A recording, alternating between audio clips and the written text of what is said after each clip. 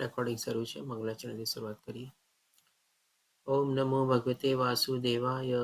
ઓમ નમો ભગવતે વાસુદેવાય. ઓમ નમો ભગવતે વાસુદેવાય. ઓમ અજ્ઞાનતિમિરાન્ધસ્ય જ્ઞાનંજનશલાકયા ચક્ષુરુન્મિલિतं येन તસ્मै શ્રી ગુરુવે નમઃ. શ્રી ચૈતન્ય મનોભીષ્ટં સ્થાપિतं येन ભૂતલે સ્વયં રૂપં કદા મह्यं દદાતિ स्वपदान्तिकं.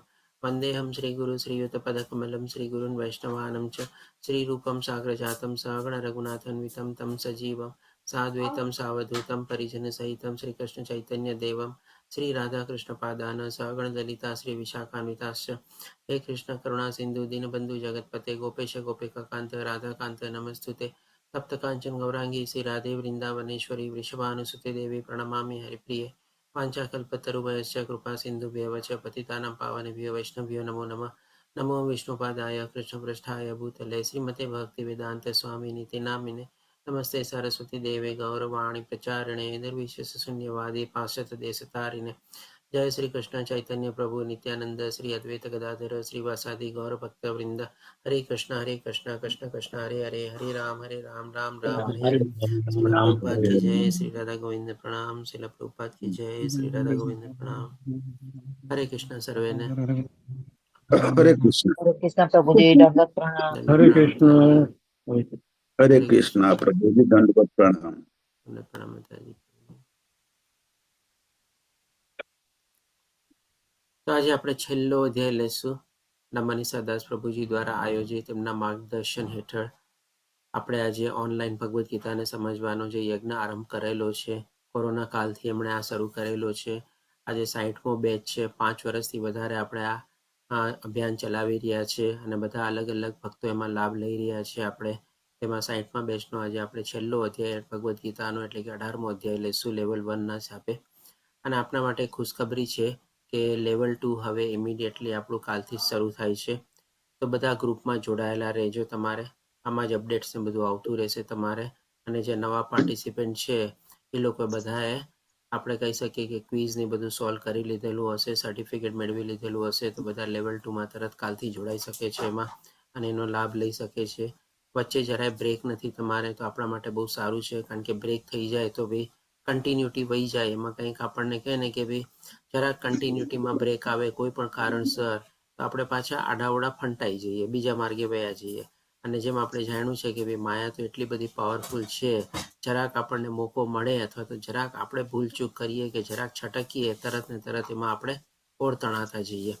તો આપણા બધા માટે બહુ સરસ રીતે આયોજન કરવામાં આવેલું છે. આપણે આવતીકાલથી ફરીથી પાછા લેવલ 2માં આપણે જોડાશું.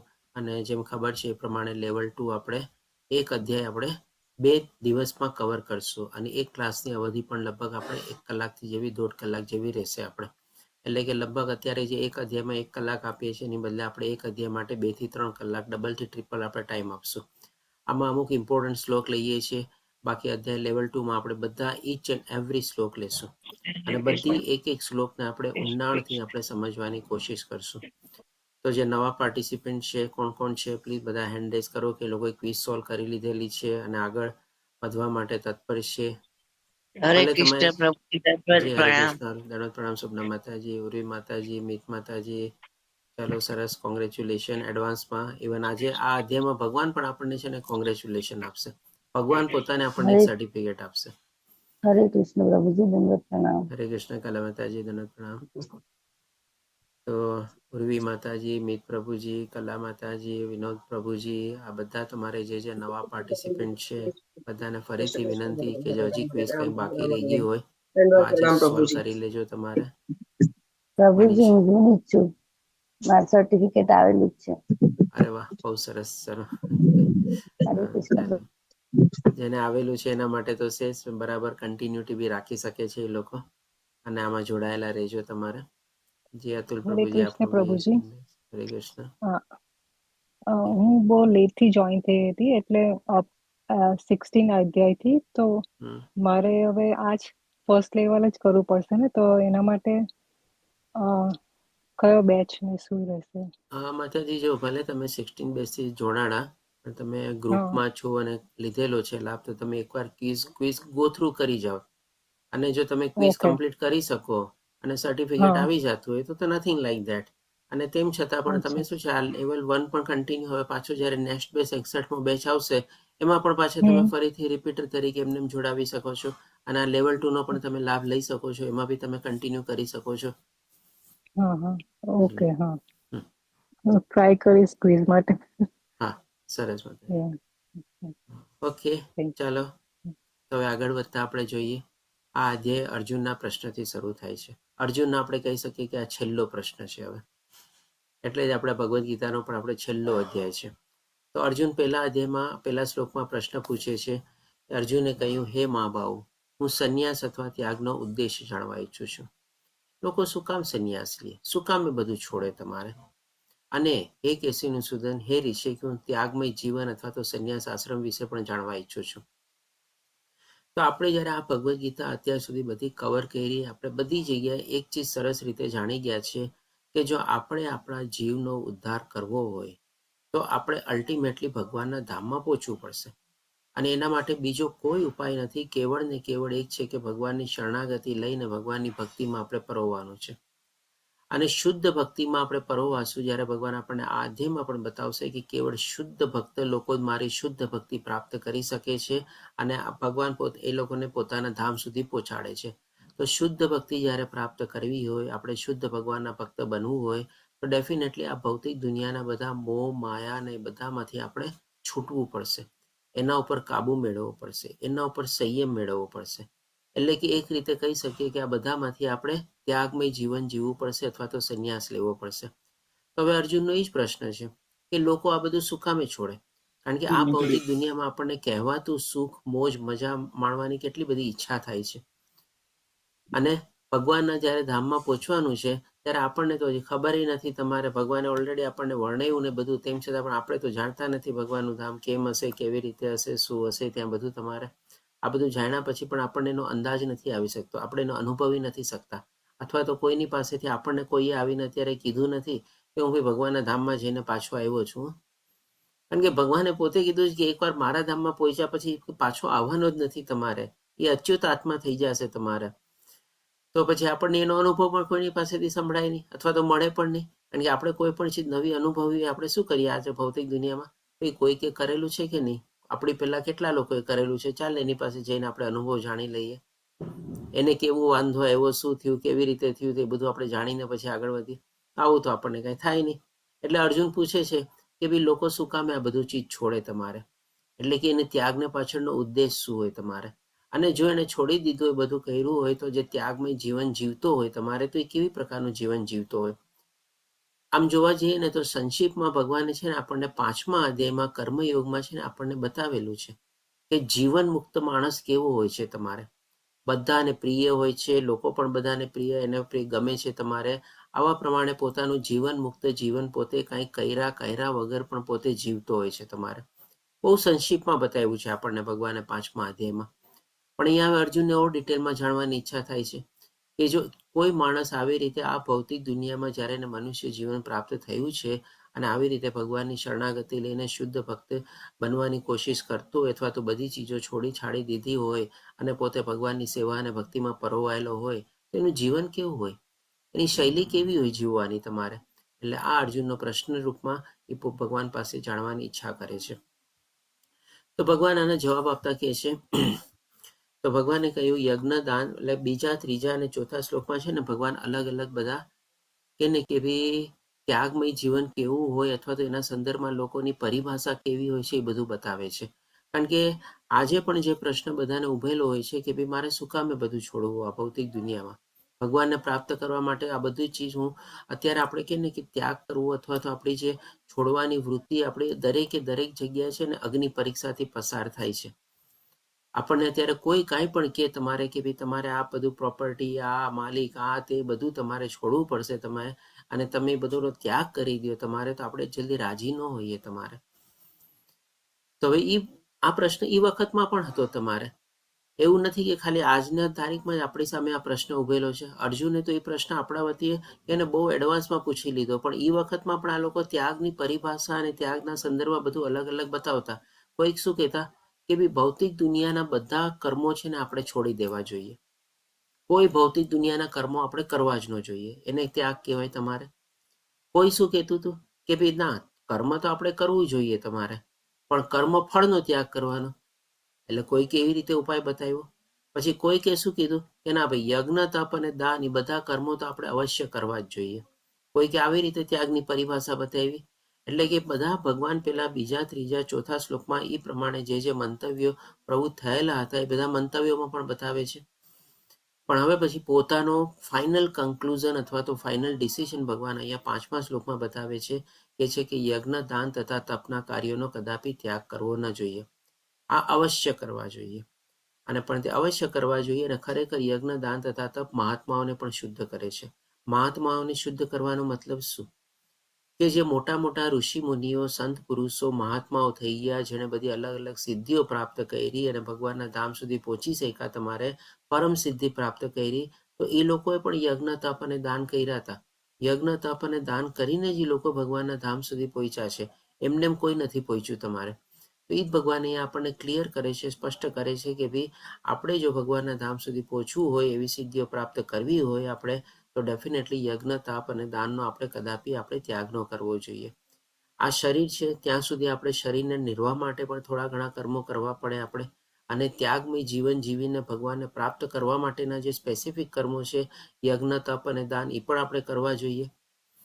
હવે પછી ભગવાન આપણને આગળ વધારતા કહે છે કે ભાઈ, આ કેવા ભાવથી આપણે બધો ત્યાગ કરવો જોઈએ. કારણ કે અર્જુનનો બીજો પ્રશ્ન શું હતો કે એનું ત્યાગમય જીવન કેવું હોય છે. તો માની લો એકવાર આપણે આવી ત્યાગ ભાવના કેળવી લીધી કે ના ભાઈ, હવે મારે આપણા જીવનનું લક્ષ્ય બનાવી લીધું કે ના, મારે હવે તો ભગવાનના ધામમાં પહોંચવું જ છે. અને એવી રીતે આપણે કે મિનિમમ નેસેસિટીના હિસાબે આપણા ભૌતિક કર્મોને બધું કરતા હોઈએ અને આપણે ભગવાનની શુદ્ધ સેવા અને ભક્તિમાં આપણે પરોવાઈ ગયા હોઈએ, તો એની જીવનશૈલી કેવી હોય છે. તો એના સંદર્ભમાં ભગવાન બતાવે છે, બધું આગળ વધતા કહે છે કે આ બધા કાર્યો કોઈ પણ પ્રકારની આસક્તિ કે ફળની આશા વગર કરવા જોઈએ. કે આ બધા કાર્યો? તો કે યજ્ઞ, તપ અને દાન. અને ઇવન જે શરીરના નિર્વાહ માટે પણ આપણે કાર્ય કરતા હોઈએ, એમાં પણ આપણી કોઈ આસક્તિ ન હોવી જોઈએ.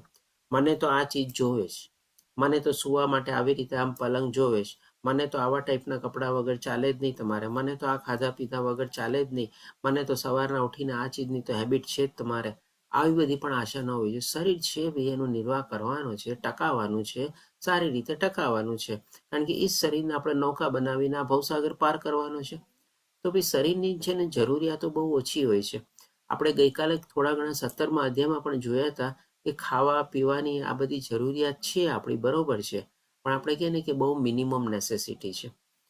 ખોટી આપણી ઈચ્છાઓ હોય છે, ખોટી આપણી કે મહત્વાકાંક્ષા હોય છે, એટલા માટે આપણે એના નામે આપણે બધું ચલાવતા હોઈએ છીએ.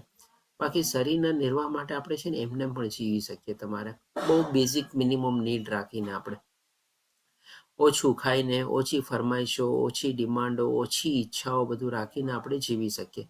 અને જે આપણે કહે ને થોડું ઘણું પણ જે શરીરના નિર્વાહ માટે કરતા, એમાં પણ આપણે કોઈ કર્મફળની આશા નહીં રાખવાની.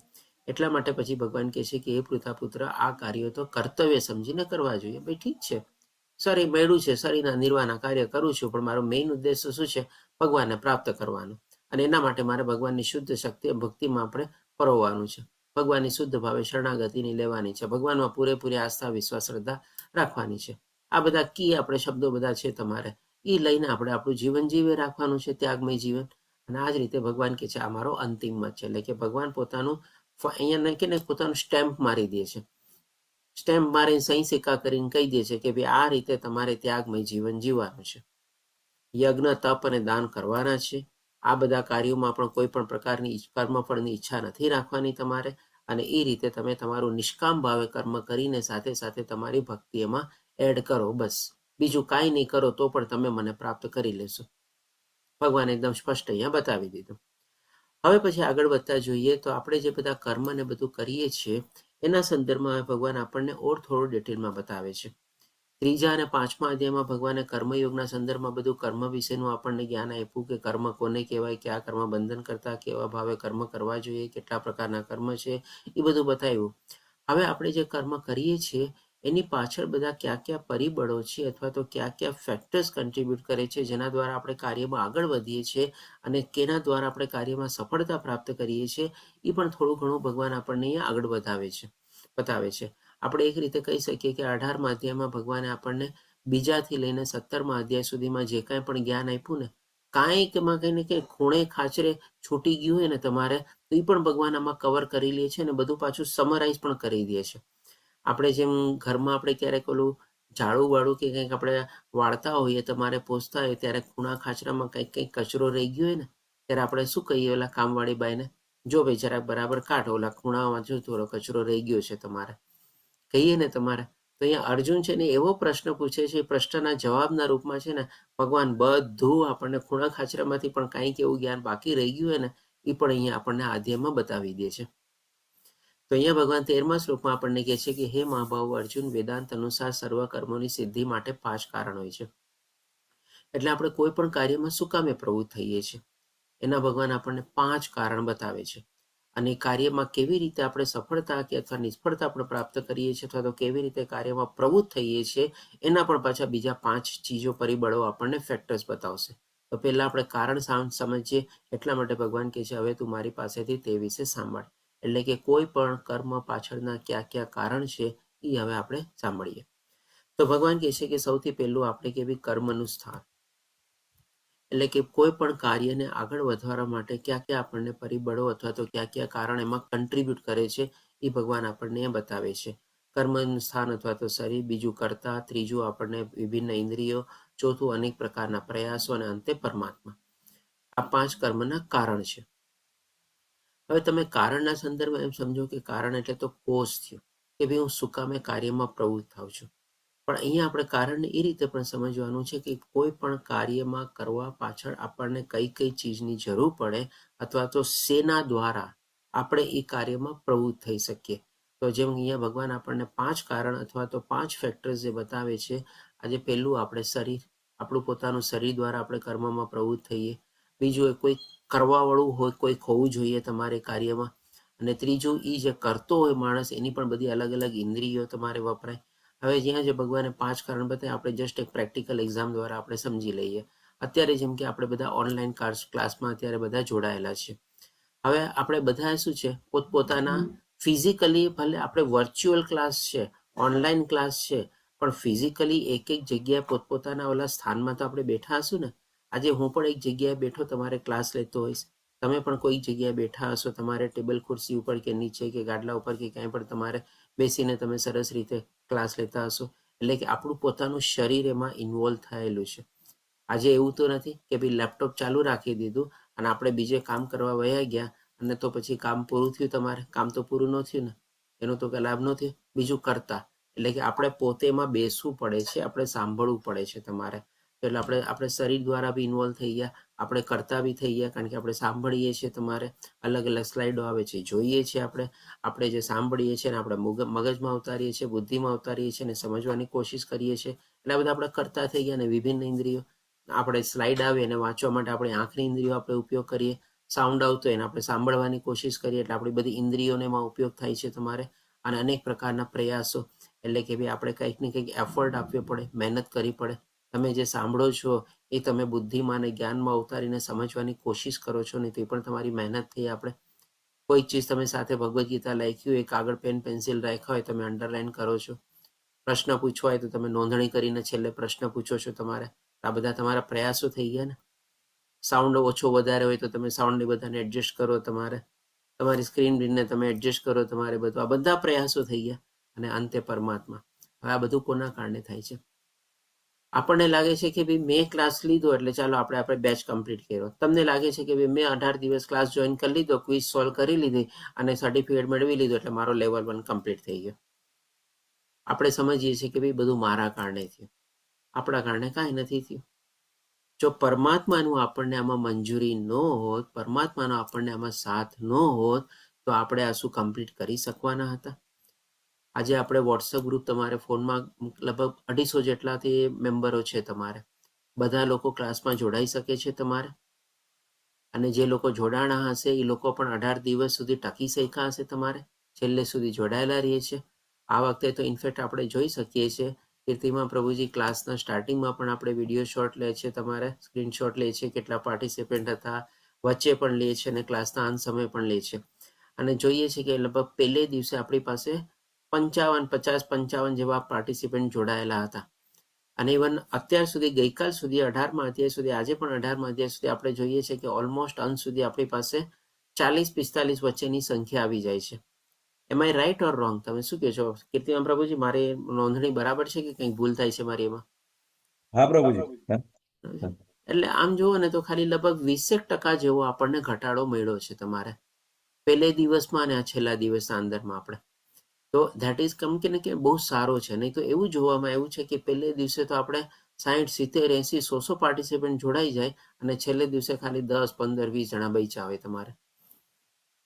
આ શું થાય? ભગવાનની કૃપા વગર ન થાય. બધા લોકો લાભ ન લઈ શકે, કારણ કે ભગવાને પોતે આપણને 7મા અધ્યાયમાં શું કીધેલું હતું કે હજારો ને હજારો મનુષ્યમાંથી ભાગ્યે જ કોઈ સિદ્ધિ પ્રાપ્ત કરવાનો પ્રયત્ન કરે છે, અને એમાં પણ જે પોતે આગળ વધવાની કોશિશ કરે છે ભાગ્યે જ કોઈક મને જઈને પ્રાપ્ત કરી શકે છે. એટલે કે ભગવાનની મરજી વગર આ બધી ચીજનો આપણે લાભ ન લઈ શકીએ. જે કીર્તિરામ પ્રભુજી આપનો એન્ડ છે, શું કહેશો? હરે કૃષ્ણ પ્રભુજી. એટલે બધા ભક્તો કોલિંગ સેવા એવી નાની નાની સેવાઓ પણ આપે છે બીજાને જોડવા માટે. એટલે કઈ તકલીફ હોય તો બીજી બેચમાં જોડવા માટે, આ બેચમાં નહીં ફાવતું હોય તો ટાઈમ સેટ ના થતો હોય, બધી જ પ્રભુજી બધા નાની નાની એવી બધી જ બધા ભક્તો સેવા આપે છે બધા. એટલે બધાના પ્રયાસથી પ્રભુજી આ બધું ચાલે છે. હરે કૃષ્ણ. ડેફિનેટલી આ લોકોના પણ એફર્ટ થઈ ગયા ને. હા, જેમ કે મનીષા માતાજી આપણને શું પૂછ્યું કે હું શુક્રવારથી જોડાઈ શકી, કંઈક 16મા અધ્યાયથી કેમ જોડાઈ શક્યા તમારે. તો હવે શું છે એ કરવાના છું કે વિચારો થઈ જાય ક્વિઝ તો બરાબર છે, નહીં તો પાછા રિપીટર તરીકે લેવલ 1માં જોડાશે ફરીથી અને લેવલ 2નો બી થોડો ઘણો લાભ લઈ શકે. તો એકચ્યુઅલી ભગવાનની કૃપા વગર ન થાય. આજે આપણે લોકો પણ આટલા બેચોથી ક્લાસને બધું લઈએ છીએ તમારે, એ કહે ને કે ભાઈ ડેફિનેટલી આપણા ઉપર ભગવાનની કંઈ કૃપા હોય, ભગવાનની ઈચ્છા હોય, ભગવાને આપણને નિમિત્ત બનાવ્યા હોય તો જ આપણે ક્લાસ બી લઈ શકીએ અને ક્લાસમાં જોડાઈ શકીએ અને એમાં જોડાઈને આપણે સરસ રીતે સાંભળી શકીએ અને ઇવન આપણે લાઈફમાં પણ આપણે એને પરિવર્તન લાવીને આપણું કે લાઈફ ટ્રાન્સફોર્મેશન કરીને આપણે એમાં આગળ વધી શકીએ. એના વગર ન થાય બધી ચીજ. આના પહેલાં ઘણા લોકોએ ભગવદ્ ગીતા વાંચી હશે, કેટલા લોકોને સમજાણી હશે, કેટલા લોકોને જ્ઞાનમાં વિતરી હશે, કેટલા લોકો એના બુદ્ધિપૂર્વક એનું આચરણ કર્યું હશે. બહુ ઓછા આપણને જોવા મળતા હોય તમારે. પણ આ રીતે જ્યારથી આપણે આમાં જોડાયેલા છીએ તમારે બધાના ભક્તોનો સંગ આપણને પ્રાપ્ત થાય છે, બધા એકબીજાના સલાહ સૂચનો પ્રાપ્ત થાય છે અને ભગવાનની મરજી છે ત્યારે જ આપણે આમાં આવી રીતે આપણે આગળ વધી શક્યા છે. આ જ ભગવાન કહે છે કે આ 5 કારણ છે. આપણે હવે અહીંયા જેમ કે એક્ઝામ્પલ આપેલો એ પણ છે. આપણે કેમ કે કોઈ પણ જમીન ઉપર માની લો કોઈ ફેક્ટરી કે બાંધકામ કે કોઈ બંગલો કે મકાનો કે ઇમારતનું ચણતર કરવાનું હોય, બધા લોકો જગ્યા આવી ગઈ તમારે, આ બધા કરતા થઈ ગયા, એન્જિનિયર, મજૂર, આ બધા પોતપોતાની ઇન્દ્રિયો વાપરે, પોતપોતાના કાર્ય કરતા હોય તમારે, બધા મહેનત કરતા હોય તમારે, અને જ્યારે ભગવાનની આપણને મંજૂરી મળે, એમની સહમતિ મળે ત્યારે આપણે સરસ મજાનું એના ઉપર નિર્માણ કાર્ય કરી શકીએ તમારે. બાકી નહીં તો આપણે જોઈએ છીએ ભાઈ કેટલા બધા એવા મોટા મોટા પ્રોજેક્ટો બધા શરૂ થાય છે, આગળ વધે છે અને પછી ઠપ થઈ જાય છે, તો બંધ પડેલા જ પડ્યા છે તમારે. ભગવાનની અનુમતિ નથી થતી, એમાં નથી આગળ થઈ શકતા. એટલે કહીએ ને આપણે જે કરતા ભાવ કેળવીએ છીએ, જે ભગવાને આપણને 3જા અધ્યાયમાં બી બતાવ્યું હતું કે 3જા અધ્યાયના 27મા શ્લોકમાં ભગવાન કહે છે કે આ બધું પ્રકૃતિના કારણે થાય છે. આપણે પોતાને કરતા ન માનવું જોઈએ. અને પ્રકૃતિ એટલે કોણ? ભગવાનની શક્તિ જ છે. અને ભગવાનને માર્ગદર્શન હેઠળ જ એની પ્રકૃતિ કામ કરે છે.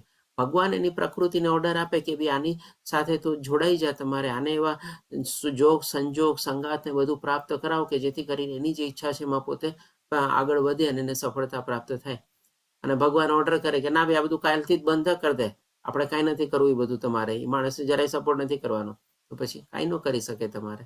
એટલે કે એને ભગવાનની મરજીથી જ આપણે આ બધું કરી શકીએ છીએ. એટલા જ માટે ભગવાન કહે છે અંતે પરમાત્મા. આજે આપણે લોકો ભૌતિક દુનિયાના જ્ઞાન તરીકે જોઈએ, આપણને ઇકોનોમિક્સ પણ ભણાવવામાં આવે છે. આપણે ઇકોનોમિક્સ ઘણા લોકો આપણે ભણ્યા હશું. આપણને શું છે 4 ફેક્ટર ઓફ પ્રોડક્શન ભણાવવામાં આવે છે: લેન્ડ, લેબર, કેપિટલ અને ઓર્ગેનાઇઝેશન. એ બધા શું થયા? લેન્ડ એટલે કે સ્થાન, અને કર્તા એટલે કે ભાઈ ઓર્ગેનાઇઝેશન, લેબર ને ઇન્દ્રિયો અને પ્રયાસો ને બધું એમાં આવી ગયું તમારે. પણ જે 5મું ફેક્ટર છે એ આપણને ભણાવવામાં નથી આવતું.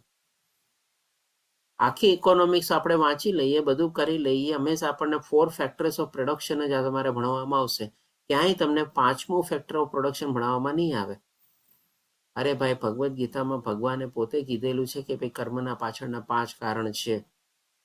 હવે એના વગર તમે અમને જે 4 ફેક્ટર ભણાવો છો તો પછી ભણીને અમારું જ્ઞાન તો અધૂરું જ રહ્યું ને તમારે. તો એટલા જ માટે તો ભૌતિક દુનિયાનું જ્ઞાન અધૂરું જ છે તમારે. ભગવદ્ ગીતા વગર, ભગવાનના જ્ઞાન વગર આપણે કોઈ પણ ભૌતિક દુનિયાનું જ્ઞાન પણ આપણે પૂર્ણ નથી થતું. હવે પછી ભગવાન આપણને ઓર 16મા શ્લોકમાં બતાવે છે કે માટે જે મનુષ્ય 5 કારણનો વિચાર કર્યા વિના માત્ર પોતાની જ એકમાત્ર કર્તા માને છે તે નિસંદેહ બુદ્ધિમાન નથી અને વસ્તુને યથાર્થ રૂપે જોઈ શકતો નથી. એટલે કીધું ને, આપણે કોઈ જાતના કર્તા માનવાનો આપણને અધિકાર જ નથી. આપણી ભ્રમણા છે, આપણે બેવકૂફ છીએ. ભગવાન પોતે અહીંયા કહે છે કે નિસંદેહ બુદ્ધિમાન નથી, મૂર્ખ છીએ આપણે, કે ભાઈ આપણે પોતાની જાતને કર્તા માનીએ અને સાથે સાથે પછી આપણે કંઈક હાસિલ કર્યું એટલે સ્વામી માની લઈએ. અરે મારા કારણે થયું, હું નહોતો થાત જ નહીં તમારે. આવી બધી આપણે કહે ને કે બડાઈ વાગતા હોઈએ અને પાછું એને ભોગતા હોઈએ. હવે તો મને આનો ભોગવવાનો પૂરો અધિકાર છે તમારે, આટલી મહેનતથી પ્રાપ્ત કર્યું છે મેં તો. નથી આપણે સ્વામી, નથી આપણે કરતા, નથી આપણે ભોગતા. પછી ભગવાન આપણને આગળ વધતા કહે છે, તમે કહેશો કે 16મા અધ્યાયમાંથી સીધા આપણે 41મા શ્લોકમાં પહોંચી ગયા. તો વચ્ચેના જે આપણે કહીએ ને 25 શ્લોક છે ને, 25 શ્લોકમાં ભગવાન 6 ચીજ છે ને આપણને બતાવે છે. કઈ 6 ચીજ? તો કે ભાઈ કર્તા, કર્મ, જ્ઞાન, બુદ્ધિ, ધૃતિ અને સુખ. એ 6 ચીજને ભગવાન છે ને 3 ભાગમાં વર્ગીકરણ કરીને બતાવે છે. 3 પ્રકારના કર્તા હોય, સતોગુણી કર્તા, રજોગુણી કર્તા, તમોગુણી કર્તા. 3 પ્રકારની બુદ્ધિ હોય, સતોગુણી બુદ્ધિ, રજોગુણી બુદ્ધિ, તમોગુણી બુદ્ધિ. 3 પ્રકારના સુખ હોય, સતોગુણ, રજોગુણ અને તમોગુણ. એટલે કે એમાં આપણે 6 તેરીને 18 અને પછી ભગવાન વચ્ચે વચ્ચે કે છે હવે હું આ સમજાવીશ, આવી રીતે સમજાવીશ, એવી રીતે. તો એ પ્રમાણે બધા વચ્ચેના 25 શ્લોક આવેલા છે. પણ એનીવે, તમે કાંઈ મિસ નથી કરતા. આવતીકાલથી લેવલ 2 આપણે શરૂ થાય છે. જોડાયેલા રહેજો તમારે. આપણા બધા 25 શ્લોક પણ વચ્ચેના કવર કરશું અને અધ્યાયના 78 શ્લોક છે, 78 શ્લોક બી આપણે બધા કવર કરશું. એકો એક શ્લોક દરેકે દરેક અધ્યાયના ડીપલી આપણે કવર કરશું. ઇવન 12મો અધ્યાય અને 15મો અધ્યાય જેમ કે ને ફક્ત એમાં 20 શ્લોક છે ને, તો એના માટે પણ આપણે 2 દિવસ આપશું. 20 શ્લોકને પણ આપણે 2 દિવસમાં સમજવાની કોશિશ કરશું. એટલે કે કાંઈ કરતા કાંઈ તમે ચૂક્યા નથી. જો ભગવાનનો સાથ હશે, સહકાર હશે, તો તમે બધા જોડાયેલા રહેજો. આપણે બધા જ સાથે મળીને આપણે લેવલ 2માં આપણે આગળ વધશું તમારે.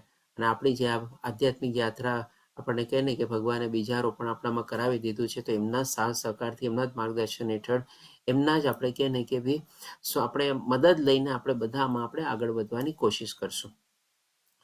તો હવે પછી આપણે જોઈએ કે 41થી શ્લોકમાં ભગવાન આપણને જે વર્ણાશ્રમ, જે આ વર્ણાશ્રમ ભગવાને ક્યાં વર્ણવી હતી આપણને, તો કે 3જા અધ્યાયમાં. તમને હું વારે ઘડે તમારે કનેક્ટિંગ રેફરન્સ બી થોડો ઘણો આપતો જાઉં છું, કે જેથી કરીને તમે છે ને એ અધ્યાયો પણ થોડા ઘણા તમે રેફરન્સ તરીકે ડિટેલમાં વાંચી બી શકો, અથવા તો જૂના રેકોર્ડિંગ હોય તમારે તો એને પણ તમે સાંભળી શકો. તો વર્ણાશ્રમ વિશે ભગવાને 3જા અધ્યાયમાં, ચોથા અધ્યાયમાં છે ને ટચ એન્ડ ગો કર્યું હતું કે ભાઈ આ વર્ણાશ્રમનો સ્રષ્ટા હું છું. અને એમાં પણ ભગવાને બતાવ્યું કે આ વર્ણાશ્રમનો શેના બેસિસ ઉપર ભગવાને કરેલું છે, તો કે ભાઈ ગુણ અને કર્મ અને સ્વભાવના હિસાબે. જેવા આપણા ગુણોનો આપણા ઉપર પ્રભાવ હોય તમારે, જેવા આપણે કર્મોમાં પ્રવૃત્ત થયેલા હોય અને જેવા પ્રકારની આપણે સ્વભાવ એટલે કે લાયકાત, કાબિલિયત, ટેલેન્ટ હોય, બધું પ્રમાણે ભગવાને આ સરસ મજાની વ્યવસ્થા બનાવી છે. અને ત્યારે આપણે સમજ્યા હતા કે ભગવાને આ સોસાયટી અથવા સમાજનું વિભાજન નથી કરેલું, પણ એક જાતની સરસ મજાની વ્યવસ્થા બનાવેલી છે. એ વ્યવસ્થા દ્વારા બધા એકબીજાને મદદરૂપ થાય છે. સાથ, સહકાર અને કોઓપરેશન દ્વારા બધા કાર્યોમાં એકબીજાને મદદરૂપ થઈને બધા કાર્યો પાર પાડે છે તમારે. આજે જેમ કે માની લો કોઈ મકાન ચણાવવાનું હોય, ખાલી એમાં બધા એન્જિનિયરો ભેગા થાય તમારે, તો શું એ મકાન ચણાવવાનું છે તમારે? અરે ભાઈ, એમાં મહેનત મજૂરી કરવા વાળા મજદૂરો બી તો જોવે તમારે. એના વગર ક્યાંથી થાય તમારે? એટલે કે બધા પ્રકારના આપણને બ્રાહ્મણ, ક્ષત્રિય, વૈશ્ય, શૂદ્ર બધી જ ભગવાને વ્યવસ્થા બનાવી છે. બધી જગ્યાએ વ્યવસ્થા પ્રવૃત્ત છે તમારે. અને એક્ટિવ પૂરેપૂરી ફોર્મમાં આપણે કામ કરીએ છીએ ત્યારે જઈને કોઈ કાર્ય આપણે સફળ કરી શકીએ છીએ. તો અહીંયા ભગવાન આપણને બ્રાહ્મણોના ગુણો વિશે બતાવે છે અને કેવા કાર્યોમાં પ્રવૃત્ત થાય છે એ પણ બતાવશે આપણને. બાકી ક્ષત્રિય, વૈશ્ય અને શૂદ્રના સંદર્ભમાં પણ બતાવશે, જે ભગવાને ચોથા અધ્યાયમાં આટલી ડિટેલમાં ત્યારે કવર ઓછું કર્યું હતું. તો કે છે એ પરંતુ બ્રાહ્મણો, ક્ષત્રિયો, વૈશ્યો તથા શૂદ્રોમાં ભૌતિક પ્રકૃતિના ગુણો દ્વારા, અહીંયા પણ જો ભગવાન ફરીથી એનો ગુણ અને સ્વભાવને પહેલા સ્પેસિફાય કરે છે. કેવો ગુણ અને સ્વભાવ ઉત્પન્ન થયેલા તેમનો સ્વભાવ પ્રમાણે ભેદ કરવામાં આવેલા છે. હવે જે ભગવાન બતાવે છે અલગ અલગ લોકોના, બ્રાહ્મણ, ક્ષત્રિય, વૈશ્ય, શૂદ્રના બધાના સ્વભાવ બતાવશે, કેવા કાર્યમાં પ્રવૃત્ત થાય છે અથવા તો એનામાં કેવા ગુણ હોવા જોઈએ એ બતાવે છે. તો બ્રાહ્મણથી શરૂઆત કરતા ભગવાન કહે છે એમાં આપણને 9 બ્રાહ્મણના ગુણો અથવા તો એના કાર્યો કરવાની પદ્ધતિ આપણને બતાવે છે. શાંતિ, પ્રિયતા, આત્મસંયમ, તપ, પવિત્રતા, સહિષ્ણુતા, સત્યનિષ્ઠા, જ્ઞાન, વિજ્ઞાન તથા ધાર્મિકતા. આમાંથી ઘણી બધી ચીજ આપણે જેમ 16મા અધ્યાયમાં જે ભગવાન 26 દિવ્ય ગુણો બતાવે છે એના સંદર્ભમાં આપણે ચર્ચા કરેલી છે. જેમ કે શાંતિ, એ 26 ગુણોમાં એક આવે છે. આત્મસંયમ પણ એમાં આવે છે, તપ પણ આવે છે, પવિત્રતા પણ આવે છે, સહિષ્ણુતા પણ આવે છે, સત્યનિષ્ઠા પણ આવે છે, જ્ઞાન એટલે કે આત્મસંયમ અને આત્મજ્ઞાન એ તમે જો એમાં આવ્યું હતું આપણે, અથવા તો આધ્યાત્મિક જ્ઞાનનું સંવર્ધન એ પણ એમાં આવેલું હતું 26માં તે 16મા અધ્યાયના પહેલા, બીજા, ત્રીજા શ્લોકમાં 26 ગુણોમાં તમારા બધી ચીજ ભગવાને બતાવેલી હતી. હવે જે વિજ્ઞાન અને ધાર્મિકતા છે ને એના સંદર્ભમાં પણ થોડીક આપણે ક્લેરિટી મેળવી લઈએ. વિજ્ઞાન એટલે કે શું? એટલે કે જે જ્ઞાન આપણે એને વિજ્ઞાન એટલે કે વિશેષ રૂપી જ્ઞાન. તો કોઈ પણ જ્ઞાન આપણે મેળવેલું હોય જ્યારે એને આપણે આચરણમાં મૂકીએ અથવા તેનું પ્રેક્ટિકલ એપ્લિકેશનમાં મૂકીએ તમારે, ત્યારે એ થઈ ગયું વિજ્ઞાન. આપણે વિજ્ઞાનના સંદર્ભમાં શું સમજીએ છીએ કે ભાઈ આજની તારીખમાં ઓલી ફિઝિક્સ, કેમેસ્ટ્રી, બાયોલોજી બધું આવ્યું હોય ને આપણે વિજ્ઞાન જાણીએ છીએ. તો એને શું કામ વિજ્ઞાન કહેવાય છે? તો કે ભાઈ તમે ફિઝિક્સ, કેમેસ્ટ્રી, બાયોલોજીમાં જે કાંઈ પણ તમે પુસ્તકમાંથી જ્ઞાન મેળવ્યું, ક્લાસરૂમમાં જે જ્ઞાન મેળવ્યું, પછી એ જ જ્ઞાનને તમે લેબોરેટરીમાં જઈને એક્સપેરિમેન્ટને બધું કરો છો, એટલે થઈ ગયું વિજ્ઞાન તમારે. તો એ જ ચીજ છે, આ બધી ચીજ એ લોકોએ જ્ઞાન પ્રાપ્ત કરેલું છે વેદોનું ને બધાનું, તમારે એ બધા જ્ઞાનને એ લોકો એના આચરણમાં મૂકે છે, અથવા તો એના જે કહે ને કે ભાઈ યજમાન તરીકે જે બધા હોય તમારે એને પણ આચરણ શીખવાડે છે. કોઈ પણ પૂજા વિધિ બધું કરાવીને એ લોકો એ પ્રમાણે વેદોમાં ને બધું લખેલું એ પ્રમાણે કરાવે છે. એટલે કે આધ્યાત્મિક જ્ઞાનનું આચરણ રૂપી પોતે પણ આ કરે છે અને બીજાને પણ માર્ગદર્શન આપે છે તમારે, અથવા તો કરાવવામાં મદદ કરે છે, એટલે કે વિજ્ઞાન થઈ ગયું. અને ધાર્મિકતા એટલે કે શું? ભાઈ પોતાના ધર્મના ટકેલું રહેવું. બ્રાહ્મણ લોકો બધા પોતાના ધર્મમાં, અહીંયા ધર્મનો મતલબ આપણે ખાલી પૂજા પાઠના સંદર્ભમાં નથી લેવાનો. આપણો મનુષ્ય ધર્મનો જે સનાતન ધર્મ શું છે? તો કે ભાઈ ભગવાનના સેવક તરીકે ભગવાનની સેવા કરવી. આપણો સનાતન ધર્મ એ જ કહે છે. સીધી સાદી પરિભાષા હું તમને કહું છું, આમાં બહુ વધારે કોમ્પ્લેક્સિટી આપણે નથી કરવાનું. પછી આ 9 ચીજ જે છે ભગવાન બતાવે છે, આ સર્વ સ્વાભાવિક ગુણો છે, એટલે કે ભાઈ ઇનબિલ્ટ છે. એના સ્વભાવ પ્રમાણે જ આ બધા પોતે ચાલતા આવતા હોય છે તમારે, અથવા તો એના આજુબાજુ, જેમ ભગવાન આપણને ગઈકાલે 17મા અધ્યાયમાં શ્રદ્ધાત્રય વિભાગમાં આપણને બતાવ્યું ને કે આત્મા એક તો શું એની સાથે પ્રાપ્ત કરાયેલા, અને બીજું શું પોતે અર્જિત કરેલા. એટલે કે માની લ્યો એ બ્રાહ્મણ કુટુંબમાં જન્મેલો હોય તો બ્રાહ્મણ કુટુંબનું એવું પછી આચરણ બી એવું હોય તમારે. એટલે કે બંને રીતે એ સ્વભાવ પ્રમાણે વધારેના ગુણો પાવરફુલ થતા હોય છે. અને એના થકી જેમના દ્વારા થકી બ્રાહ્મણો કર્મ કરે છે, એટલે કે બ્રાહ્મણોના જે બધા અલગ અલગ કર્મ હોય એમાં પછી લોકો એમાં પોતે પ્રવૃત્ત થાય છે આ જ્ઞાનના સંદર્ભ પ્રમાણે. હવે ભગવાન ક્ષત્રિયોના સંદર્ભમાં બતાવે છે કે વીરતા, શક્તિ, સંકલ્પ, દક્ષતા, યુદ્ધમાં ધૈર્ય, ઉદારતા અને નેતૃત્વ આ ક્ષત્રિયોના સ્વાભાવિક ગુણો છે. અહીંયા પણ જે આપણે કોઈ પણ ક્ષત્રિયને એટલે કે આપણો સૌથી પહેલી ઇમ્પ્રેશન શું પડે? એક શક્તિશાળી પાવરફુલ બોડી બિલ્ડર હોય તમારે, અને હાથમાં શસ્ત્ર ને બધું લીધેલું હોય તમારે, એવી ક્ષત્રિયની આપણે એક પહેલી ઇમેજ જ આપણા માઇન્ડમાં પડે તમારે. તો આના સંદર્ભમાં આપણે સમજી શકીએ આજના તારીખમાં પણ આપણે ક્ષત્રિય તરીકે એટલે કે શું લઈ શકીએ તમારે, કે થોડો ઘણો શારીરિક રીતે બધો સ્ટ્રોંગ માણસ હોય તમારે, અને બધા પોતાના કાર્યોને પ્રમાણે પોતે બરાબર કરતો હોય તમારે, અને થોડું ઘણું જ્ઞાન ને બધું ધરાવતો હોય તમારે. તો એના સંદર્ભમાં જે એના બધા જે સ્વાભાવિક જે ગુણો હોય છે અથવા તો સ્વાભાવિક જે લક્ષણો હોય છે એ ભગવાન પહેલા બતાવે છે. તો કે વીરતા એટલે કે બધી જગ્યા આમ પોતે એને કે બળ દેખાડે. બળ એવું કે ભાઈ શારીરિક બળ અને માનસિક બળ બંને, વીરતા બંને રીતે દેખાડી શકાય. તમે તમારે શારીરિક રીતે બી તમે વીરતા દેખાડી શકો અને માનસિક રીતે બી તમે વીરતા દેખાડી શકો. કોઈ જગ્યાએ કંઈક પ્રોબ્લેમ કે કંઈક અટકેલું હોય, તમે તમારી આઈડિયાઝ આપો, તમે એ લોકોને જ્ઞાનમાં તમારે પ્રવૃત્ત કરો, આ પણ બધી તમારી મેન્ટલ વીરતા થઈ ગઈ. શક્તિ એટલે કે પાવર, એટલે કે તમારી પોતાનું જે અંદર શક્તિ જે છે, તમારા અંદરનું જે તેજ છે. તમને ખ્યાલ હોય તો 26 ઓલા જે હતા તમારે 16મા અધ્યાયમાં એક તેજ શબ્દ આવતો હતો. તો એ તેજ અને શક્તિને આપણે કનેક્ટ કરી શકીએ. તમારામાં જે શક્તિ હોય, તમારામાં જે તેજ હોય, તમારો જે પાવરફુલ પોઈન્ટ હોય એ હંમેશા તમારે આગળ લાવવાનો, અને જ્યાં એની જરૂરત પડે ત્યાં તમારે એની એપ્લાય કરવાનો. સંકલ્પ એટલે કે ભાઈ દ્રઢ નિશ્ચયપૂર્વક આપણે આગળ વધવાનું, સંકલ્પ પણ એમાં હતો આપણે. પછી દક્ષતા, દક્ષતા એટલે કે સ્ટેબિલિટી. નોર્મલી જે નિર્ણય લીધેલા હોય એના પાલન કરવા માટે આપણે એમાં અવરોધો આવવાના છે. અવરોધો આવવા માટે પણ આપણે એનો સામનો કરવાનો, એને સરપાસ કરવા, એને ઓવરકમ કરવા માટે આપણે પ્રયાસ કરવાનો. તો આ બધી દક્ષતા થઈ ગઈ. એમ નહીં કે કોઈક આપણને આવીને કંઈ કહી દે ને આપણે આપણો નિર્ણય બદલી દઈએ તમારે. એ દક્ષતા એટલે કે સ્ટેબિલિટી ન થઈ. એના આગળ પાછળ બધા કારણો જાણીને જો જરૂર પડે તો બદલવાનું, બાકી તો નહીં તો કંઈક નોર્મલ તો બધું થવાનું જ છે. કોઈ ચીજ કંઈ એમને સફળતા સીધી સાદી રીતે નથી થવાનું. અને યુદ્ધમાં ધૈર્ય એટલે કે ભાઈ જે કાંઈ પણ અહીંયા યુદ્ધ એટલે કે શું, આપણે પણ તો આપણા જીવનનો આપણે કેટલો બધો સંગ્રામ ખેલીએ છીએ કે છે ને કે લાઈફ ઇઝ અ બેટલ, તમારે ફાઇટ ઇટ. તમારે આપણે હંમેશા ક્ષણે ક્ષણે આપણે યુદ્ધ લડીએ છીએ. કોની સામે યુદ્ધ લડીએ છીએ? પ્રકૃતિની સામે આપણે યુદ્ધ લડીએ છીએ. તમારે તો હંમેશા આપણું કે નહીં કે ભાઈ યુદ્ધ લડવાની ઓલામાં પણ આપણે થોડું ઘણું ધૈર્ય રાખવું પડે. આજે કોઈને ક્ષત્રિય કોઈ સામે ચાલીને કોઈની સામે નોર્મલી યુદ્ધ ન કરતા હોય, કાં તો એના ઉપર કોઈ એટેક કરે અથવા તો કોઈ ખોટું કાર્ય કર્યું હોય તો એને રક્ષણ આપવા માટે અથવા તો જેના ઉપર ખોટું કાર્ય થયું એને રક્ષણ આપવા માટે પોતે આવી રીતે યુદ્ધમાં પોતે પ્રવૃત્ત થાય. એમ નહીં કે સામે ચાલીને પોતે પોતાની શક્તિને દેખાડે, ચાલો હવે ઓલાને મારી નાખીશ, આને કાપી નાખીશ, ઓલાને આમ કરી નાખીશ, ઓલું મેળવી લઈશ, આમ મેળવી લઈશ. તમારે ઇવન આજના તારીખમાં જેમ જોઈએ ને તો આવા બધા યુદ્ધ થાય છે, પણ બાકી પહેલાના વખતમાં છે ને આવા યુદ્ધ ન થતા. અને પહેલાના વખતમાં જ્યારે યુદ્ધ થતા ને તો ભાઈ જનરલ પબ્લિકને છે ને કોઈ વાંધો ન આવતો. આજે જેમ કે મહાભારતનું યુદ્ધ થયું તો કુરુક્ષેત્રની યુદ્ધ ભૂમિ ઉપર થયું હતું. બંને બધા પક્ષો પોતપોતાની સેના લઈને ગયા હતા.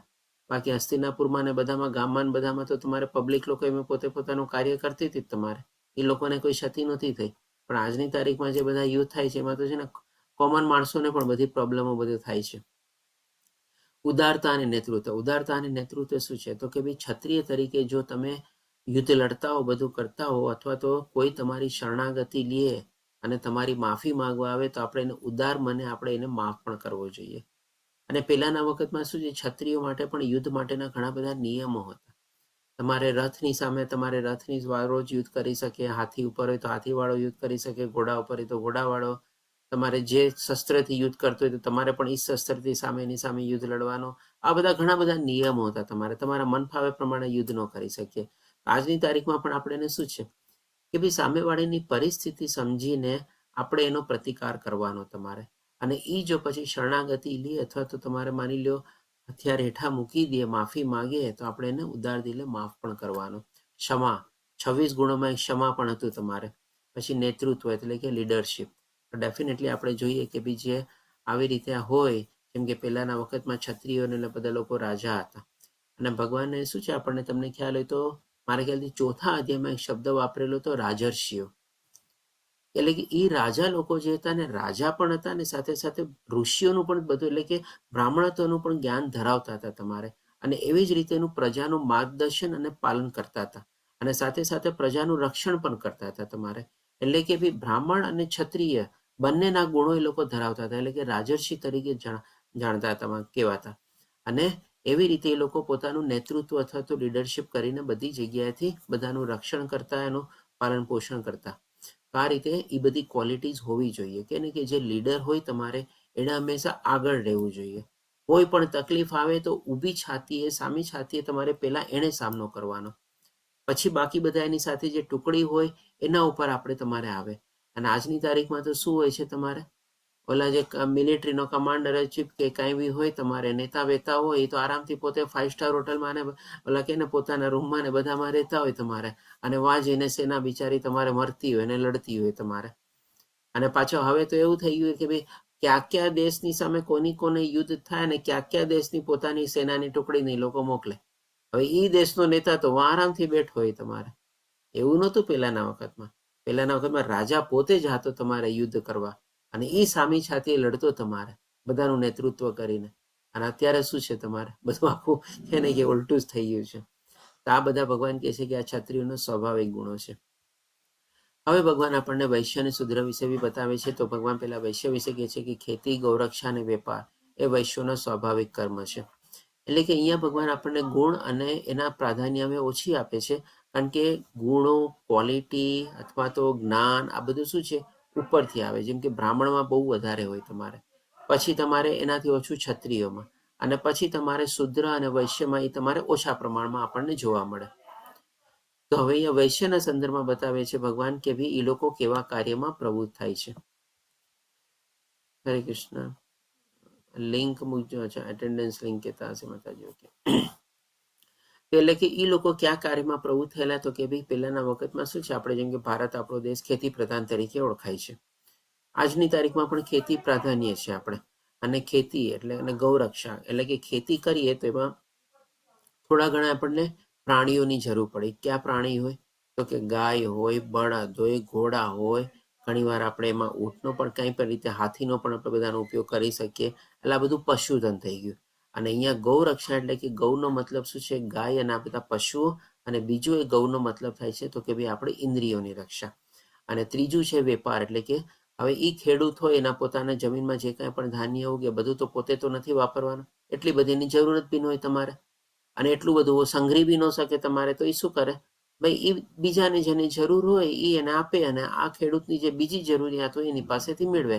એટલે કે એનું આદાન પ્રદાન કરે. અથવા તો આપણે કહી શકીએ કે બાર્ટર સિસ્ટમ. તમારે પહેલાના વખતમાં બાર્ટર સિસ્ટમ હતી, અને પછી જ્યારથી બધું કે ને કે ભાઈ આ ચલણ ને બધું આવ્યું ત્યારે એના લોકો ચલણના હિસાબે એનું આદાન પ્રદાન કરે, પોતાની વસ્તુ વેચે ને બીજી વસ્તુ પોતે લે, એટલે કે બિઝનેસ તમારે. તો આ બધું કોણ કરતા? તો કે વૈશ્ય લોકો કરતા. અને અહીંયા આના સંદર્ભમાં પછી ભગવાન આપણને શૂદ્રના પણ કર્મ બતાવે છે, તો કે શ્રમ અને બીજાઓની સેવા કરવી શૂદ્રોના કર્મ છે. કારણ કે જો શૂદ્રો પાસે છે ને જ્ઞાન પણ સૌથી ઓછા માત્રામાં હોય અને ધન પણ ઓછા માત્રામાં હોય, તો હવે લોકો કરે શું? પોતાની આજીવિકા કેવી રીતે રડે? એ લોકો શું કરે? બીજા લોકોની સેવા કરે. આજે કોઈકની તમારે સેવા કરે, તમારે એને ત્યાં નોકરી ચાકરી તરીકે લે તમારે, અથવા તો પોતે કોઈક એવી સેવાનો પોતે એને કે શ્રમ કરવાનો પોતે કામ કરે. આજે જેમ કે માની લો કુલી હોય તમારે, એ શું કરે છે? કોઈના અંડરમાં નહીં, પણ પોતે પોતાનો કુલી તરીકે એવો વ્યવસાય ચૂઝ કર્યો અને શ્રમ કરીને પોતે પોતાનો પેટીયું રડે છે તમારે. આજે આપણે કહી શકીએ કે આપણા ઘરમાં જે નોકર ચાકર હોય છે એ પણ શું છે? તમારે બધા શૂદ્રોની રીતે શ્રમ કરીને આપણે કરે છે, આપણી સેવા કરે છે તમારે. એટલે કે કાં તો કોઈકની સાથે જોડાઈ જાય તમારે અને એની સેવા કરે, અથવા તો ઇન્ડિપેન્ડન્ટલી પણ બીજા લોકોની સેવામાં પોતે જોડાઈ જાય અને એ રીતે પોતે કર્મ કરે. તો હવે અહીંયા જે ભગવાન આપણને વૈશ્ય અને શૂદ્ર બતાવે છે, તો એના સંદર્ભમાં આપણે થોડું ઘણું આજની તારીખ પ્રમાણે આપણે એના ઉપર થોડુંક આપણે કે ને કે ડિટેલમાં જરાક સમજી લઈએ. કારણ કે આજે જો જોવા જઈએ ને તો આપણે બધા અત્યારે કે ને કે શુદ્ર જ છીએ. હવે સૌથી પહેલા વૈશ્યના સંદર્ભમાં જોઈએ તો ભાઈ આપણે કરવાનું છે શું તમારે? તો કે ભાઈ આપણે પણ અહીંયા જેમ ગૌરક્ષા બતાવ્યું, એટલે કે ભાઈ આપણે ઇન્દ્રિયો પર કાબુ મેળવવાનો છે. અને ખેતી કર્યા પહેલા શું કરે? તો કે ભાઈ નિંદામણ ને બધું આપણે બહાર કાઢીએ ને, તો આપણી અંદર જે દુર્ગુણો છે, અસુરી જે દુર્ગુણો છે, બધા બહાર કાઢવાના છે આપણે. અને પછી ખેતી કર્યા પહેલા પછી આપણે બીજ ને બધું રોપીએ, આપણે પણ બધા દૈવી ગુણોનો આપણે નિરૂપણ કરવા માટે કોશિશ કરવાની છે. અને પછી બીજો વેપાર, એટલે કે શું ભાઈ? આપણે જ્ઞાનનું આદાન પ્રદાન કરવાનું છે, સારી ચીજો જાણવાની છે, ખરાબ ચીજો આપણે કાઢવાની છે, એ બધાનું આપણે આદાન પ્રદાન કરવાનું છે. તો આ રીતે આપણે વૈશ્યના કર્મ કરવાના છે. અને બીજી રીતે જો જોવા જઈએ આપણે તો શુદ્ર તરીકે આપણે એક રીતે આધ્યાત્મિક રીતે જોવા જઈએ ને તો પણ આપણે શુદ્ર જ છીએ, કારણ કે આપણે બધા ભગવાનના સેવક છીએ અને ભગવાનની સેવા કરવાની છે આપણે. અને આજની તારીખમાં આપણે જોવા જઈએ તો આપણે પણ શું કરીએ છીએ? આપણે આપણા ઇન્દ્રિયોના શુદ્ર બની ગયા છે. ઇન્દ્રિયોને આપણે પોતાના મનની માલિક બનાવી દીધી છે. અને આપણી ઇન્દ્રિયો જેમ જ્યાં દોરવે, તમારે ઓલા 5 ઘોડાવાળું ચિત્ર યાદ કરો, એ 5 ઇન્દ્રિયોના પ્રમાણે જ્યાં ઘોડા આપણને દોરવે ત્યાં આપણે દોરવાઈએ છીએ. તો એવી રીતે આપણે શુદ્ર થઈ ગયા તમારે આમ જોવા જાવ તો. પણ હવે આપણે આસ્તે આસ્તે આપણે ઉત્થાન કરવાનું છે, એટલે કે આપણે આગળ વધવાનું છે. એટલે કે એ શુદ્રમાંથી આપણે વૈશ્ય બનવાનું છે. વૈશ્યમાંથી આપણે પ્રોબ્લેમ આવવાના છે. તો ક્ષત્રિયની જેમ વીરતા, દક્ષતા, બધું સંકલ્પ નિશ્ચયપૂર્વક દાખવીને આપણે આધ્યાત્મિક માર્ગમાં આગળ વધવાનું છે. ના, અમારે ગમે તેમ કરીને લેવલ 2માં આગળ વધવું જ છે તમારે. અને એ રીતે પછી આપણે આધ્યાત્મિક જ્ઞાન મેળવીને આપણે ભગવાનના શુદ્ધ ભક્ત તરફ આગળ વધવાનું છે. એટલે ક્રમે આગળ વધવાનું છે. હવે ભગવાન આપણને આગલા શ્લોકમાં બતાવે છે કે આ બધા લોકો શું ભગવાનને પ્રાપ્ત કરી શકે? તો કે હા, બધા પ્રાપ્ત કરી શકે.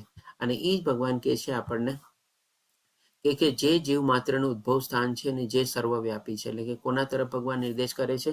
પૂર્ણ પુરુષોત્તમ પરમેશ્વર ભગવાન શ્રી કૃષ્ણ તરફ. તે ભગવાનની ઉપાસના કરીને મનુષ્ય પોતાના નિયત કર્મો કરતો રહીને પૂર્ણત્વ પામી શકે છે. એટલે કે ભગવાને આપણને શું બતાવ્યું કે ભાઈ આપણો ધર્મ શું છે? તો કે ભાઈ એની ઉપાસના કરવાની, એની સેવા કરવાની, એની ભક્તિ કરવાની. એ જ આપણો સનાતન ધર્મ છે. અને એની સાથે સાથે શું કરવાનું છે? તો ભગવાન કહે છે કે નિયત કર્મો. હવે નિયત કર્મોના સંદર્ભમાં તમે યાદ કરો, 3જા અધ્યાયમાં આપણે બધી ચર્ચા કરી હતી કે નિયત કર્મોની પરિભાષા શું?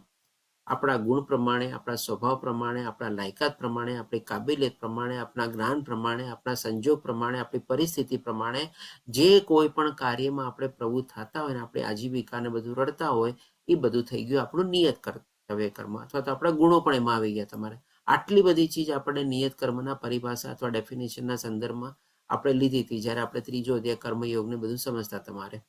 આ બધા થઈ ગયા નિયત કર્મ. અને નિત્ય કર્મ એટલે કે શું? કે જે આપણી બધી શરીરની ક્રિયાઓ બધી ચાલતી હોય છે જેના પર આપણો કોઈ કંટ્રોલ નથી, બધા થઈ ગયા આપણા નિત્ય કર્મ. આપણા હૃદયના ધબકારા ચાલે છે, શ્વાસ લઈએ છીએ, ખાવા પીવા કરીએ છીએ, અંદર પાચન ક્રિયા ચાલે છે, મળમૂત્ર ત્યાગ કરીએ છીએ, નિંદર કરીએ છીએ, બધું આપણા નિત્ય કર્મ થઈ ગયા આપણે કહીએ ને. અને બીજું એક આપણે શું જાણ્યું હતું? અકર્મ, એટલે કે આધ્યાત્મિક કર્મ. તો અહીંયા ભગવાન એ જ આપણને કહે છે ભગવાનની ઉપાસના કરીને, એટલે કે થઈ ગયું આપણું આધ્યાત્મિક કર્મ, અકર્મ. અને અહીંયા ભગવાન કહે છે નિયત કર્મ. અને નિયત કર્મ એટલે કે ભાઈ આપણા નિષ્કામ ભાવેમાં કરવાનું છે, કર્મફળની આશા નથી રાખવાની. અને નિયત કર્મની સંદર્ભમાં આપણે બધી આખી પરિભાષા જાણ્યા. તમે જે કાંઈ પણ વ્યવસાય લો, જે કાંઈ પણ એક્ટિવિટી તમે કરતા હોય બધું તમારો નિયત કર્મ, પણ એમાં ફળની આશા નહીં રાખવાની. અને આ રીતે કરતા રહીએ એટલે કે નિષ્કામ ભાવની સાથે સાથે જો ભગવાનની ભક્તિ આપણે એડ કરેલી તો આપણે પણ પૂર્ણત્વ અથવા તો ભગવાનના ધામમાં આપણે પહોંચી શકીએ છીએ. કેટલું ઇઝીલી ભગવાને આપણને સરસ રીતે બધો ઉપાય બતાવેલો છે. અને આને જો આચરણમાં બી આપણે મૂકવા જઈએ ને તો ભગવાન જેવી હિસાબેથી આપણને કરવાનું કહે છે ને એ હિસાબેથી જો આપણે કરીએ ને તો છે ને આપણે પ્રાપ્ત કરી શકીએ છીએ. ભગવાન આપણને આગલા બધા અધ્યાયમાં શું કીધું છે? આગળના મુમુક્ષુ એ લોકો આવી રીતે કર્મો કર્યા હતા અને મને પ્રાપ્ત કર્યું હતો તમારે. પછી 14મા અધ્યાયમાં પણ ભગવાન બતાવે છે કે ભાઈ એવી જ રીતે ભગવાનની ભક્તિ કરીને એ લોકોએ પ્રાપ્ત કરેલું હતું. તો આ બધું શું છે? It is not difficult, it is easy. તમારે આપણે ઘણી આપણે સમજીએ છીએ કે ભાઈ આજની તારીખમાં બધું કેટલું બધું આકરું છે, ક્યાંથી થઈ શકે આ બધું. પણ જેવું જ્ઞાન આપણે પ્રાપ્ત કરીએ ને આચરણમાં મૂકવાની કોશિશ કરીએ ને, પગલે પગલે જેમ કે પાપા પગલું આપણે ભરતા રહીએ ને, ભગવાન આપણી આંગળી પકડશે. નાનું બાળક કંઈ શીખીને નથી આવ્યું હતું તારે, એને કહ્યું કે તમે ચાલતા તારે શીખવાનું છે, પહેલે દિવસે કહ્યું તો ચાલી શકવાનો છે, નથી ચાલી શકવાનું. પણ કેવું પછી આસ્તે આસ્તે પડખું ફરતા થાય છે, ઊભો થતા થાય છે, પાપા પગલી ભરે છે, પડે છે, પાછો ઊભો થાય છે અને એક દિવસે દોડતો બી થઈ જાય છે. તમારે આજે આપણે એને કંઈ શીખવાડવું પડે છે તમારે? બોલો કેમ બધું થઈ જાય છે તમારે? તો બસ આ બધું ચીજ પણ છે ને આમ આસ્તે આસ્તે ઓટોમેટિક થઈ જ રાખે. અત્યારે લેવલ 1 કરશું, લેવલ 2 કરશું, આગળ ઓર વધશું, તમારે જ્ઞાન મેળવશું, એનું ઓર વધારે આચરણ કરશું અને એક દિવસ શુદ્ધ ભક્તિ પ્રાપ્ત કરશું અને ભગવાનના ધામમાં પહોંચી બી જશું તમારે. કારણ કે આ મનુષ્ય જીવનમાં જ આ બધું પોસિબલ થાય છે, બીજે ક્યાંય પોસિબલ નથી થવાનું. એટલે તો ભગવાને આ બધું જ્ઞાન આપ્યું આપણને. આજે થોડો અધ્યાય મોટો છે, આપણે ટોટલ 78 શ્લોક છે. ઇમ્પોર્ટન્ટ શ્લોક લેશું તો થોડો ઘણો સમય કદાચ વધારે લાગશે. સુરેશ પ્રભુજી એટેન્ડન્સની લિંક તો મૂકી દીધી છે, પણ લગભગ હજી આપણે 10 થી 12 શ્લોક કવર કરવાના છે. તો કદાચ સાથે બનેલા રહેજો. 15-1 મિનિટ જેવો વધારે સમય લઈશ આપનો. પછી જે પ્રશ્નોત્તરી બી લેવાનું છે. છેલ્લો દિવસ છે, કોઈ પ્રશ્નો મિસ થઈ જતા હોય તો બી યાદ કરીને પૂછી લેજો. કોશિશ કરીશ, ભગવાનની કૃપા હશે તો સંતોષકારક જવાબ બી મેળવશું આપણે. તો હવે ભગવાન આપણને આ 47મા શ્લોકમાં બતાવે છે કે આવી રીતે જો આપણે કર્મ કરતા હોઈએ તો એના સંદર્ભમાં ભગવાન એક આપણને બહુ મહત્વનું જ્ઞાન આપે છે, જે આપણે કહી શકીએ આજના જમાના પ્રમાણે આપણા બાળકો માટે છે ને બહુ એપ્લાય કરી શકીએ આપણે. તો ભગવાન એ 47મા શ્લોકમાં કહે છે કે અન્ય કોઈના સ્વધર્મરૂપ કર્મને સ્વીકારીને તેને સારી રીતે કરવા કરતા પોતાના નિયત સ્વધર્મરૂપ કર્મને કરતા રહેવું વધારે સારું છે. એટલે કે ભગવાન સીધો નિર્દેશ અહીંયા શેનું કરે છે? તો ભાઈ કોપી કેટ નથી કરવાની. અન્ય કોઈના સ્વધર્મ એટલે કે ભાઈ એની લાયકાત, ગુણ, કાબિલિયત, એના સંજોગ, પરિસ્થિતિ પ્રમાણે તું સમજી લે કે ભાઈ આ માણસ આટલો બધો આગળ વધી ગયો, આટલી સફળતા પ્રાપ્ત થઈ ગઈ, એને આ ભણ્યો અને આ ડિગ્રી પ્રાપ્ત કર્યું, એને હવે ચાલ હું પણ એ જ કરું ને એવી રીતે આગળ વધું તો હું પણ એટલા પૈસા કમાઈશ, આમ બધું કરીશ. તમારે એવી રીતે નથી થવાનું ભાઈ. એવી કોઈ કોપી કરવાની જરૂરત જ નથી તમારે. બધાના ગુણ, ધર્મ, સ્વભાવ, પરિસ્થિતિ, સંજોગ બધું અલગ હોય તમારે. બધા માણસો યુનિક છે, બધા માટે નથી ઘડાયેલા તમારે. એટલે કે જરાય કરતા જરાય આપણે કોપી કરવાની નથી. ઇવન આપણા બાળકોને પણ આપણે છે ને ન કહેવું જોઈએ કે જો ઓલાએ કેવું કર્યું તારે. એકબીજાને આપણે કમ્પેરિઝન કરતા હોઈએ છીએ તમારે. બધા બાળકો શું ફર્સ્ટ માટે લાયક હોય છે તમારે? અને જો બધા બાળકો ફર્સ્ટ આવી જાય તો પછી સેકન્ડ થર્ડ કોણ આવશે તમારે? બધા ફર્સ્ટ માટે લાયક નથી હોતા તમારે. એટલે કે કોઈની જાતની એવી કોપી કરવાની જરૂર નથી. પછી ભગવાન કહે છે ભલે તે ક્ષતિયુક્ત કરવામાં આવતો હોય, સ્ટાર્ટિંગમાં બધાનો પ્રોબ્લેમ આવશે, બધા ભૂલ કરશે, એમાંથી તો શીખશે ને તમારે. પછી સાથે સાથે ભગવાન આપણને પણ કહે છે પોતાના સ્વભાવ પ્રમાણે નિર્દિષ્ટ કર્મ કદાપી પાપથી પ્રભાવિત થતું નથી. તો આના સંદર્ભમાં ભગવાન આપણને બે ચીજ બતાવવા માંગે છે. એક તો શું, જેમ પહેલા જાણો આપણે કોપી નથી કરવાની, અને બીજું એ કે ભાઈ માની લો આપણે શરૂઆતમાં ભૂલ કરી હશે તો એમાંથી જ આપણે શીખવાનું છે. અને અંતમાં ભગવાન કહે છે કે એમાં કોઈ દોષ રહેલો હશે ને, એટલે કે બધા કર્મોમાં દોષ રહેલો છે. આદ્યમાં પણ એક જગ્યાએ ભગવાન બતાવે છે આપણને આપણે લેવલ 2 માં શ્લોક કવર કરશું તમારે કે દરેક કાર્યમાં જાણતા અજાણતા કંઈક ને કંઈક દોષ રહેલો ને રહેલો જ હોય છે. આપણે કોઈ કર્મ છે ને સંપૂર્ણ શુદ્ધ નથી હોતા તમારા. આજે હું તમને જસ્ટ એક નાનકડો દાખલો આપું. અત્યારે આપણે ભગવદ્ ગીતાનું લેવલ 1 નું ક્લાસ લઈએ છીએ. તમે કહેશો આ તો સરસ મજાનો આપણે આધ્યાત્મિક છે, આમાં શું દોષ છે તમારે? હું તો કહીશ કે આમાં પણ આપણો દોષ છે. આજે જેમ કે જો સૌથી પહેલો દોષ તો શું કે ભાઈ મારી પાસે એવી કોઈ ક્ષમતા નથી પૂરેપૂરી કે હું તમને પૂરેપૂરું ભગવદ્ ગીતાનું જ્ઞાન આપી શકું. તો સૌથી પહેલો તો મારો દોષ જ એ છે કે એમ આઈ કેપેબલ ટુ ડુ ધેટ તમારે? તો કે ના ભાઈ, હું પૂરો કેપેબલ નથી તમારે. મારી પાસે જે થોડું ઘણું અલ્પ જ્ઞાન મને મળ્યું છે, જે થોડી ઘણી સમજણ મળી છે ભગવાનની કૃપાથી, એ જ હું તમારી સામે લાવું છું, એ જ હું તમને વ્યક્ત કરું છું. મેં પૂરું તો નથી આપતો તમને, પૂરું કદાચ મને ખબર બી નથી તમારે. આમાં પણ કંઈકમાં, અને જે તમારી સામે આપું છું કદાચ એમાં પણ કંઈક મારી કંઈક વધ ઘટ ઓછું વધારે કંઈક થયેલું હશે, તો એ પણ તો દોષ થયો ને મારો. તો ભૌતિક કાર્યમાં તો તમે સમજી લો કે બધામાં તો કંઈક ને કંઈક ઓર વધારે દોષ રહેલો હશે.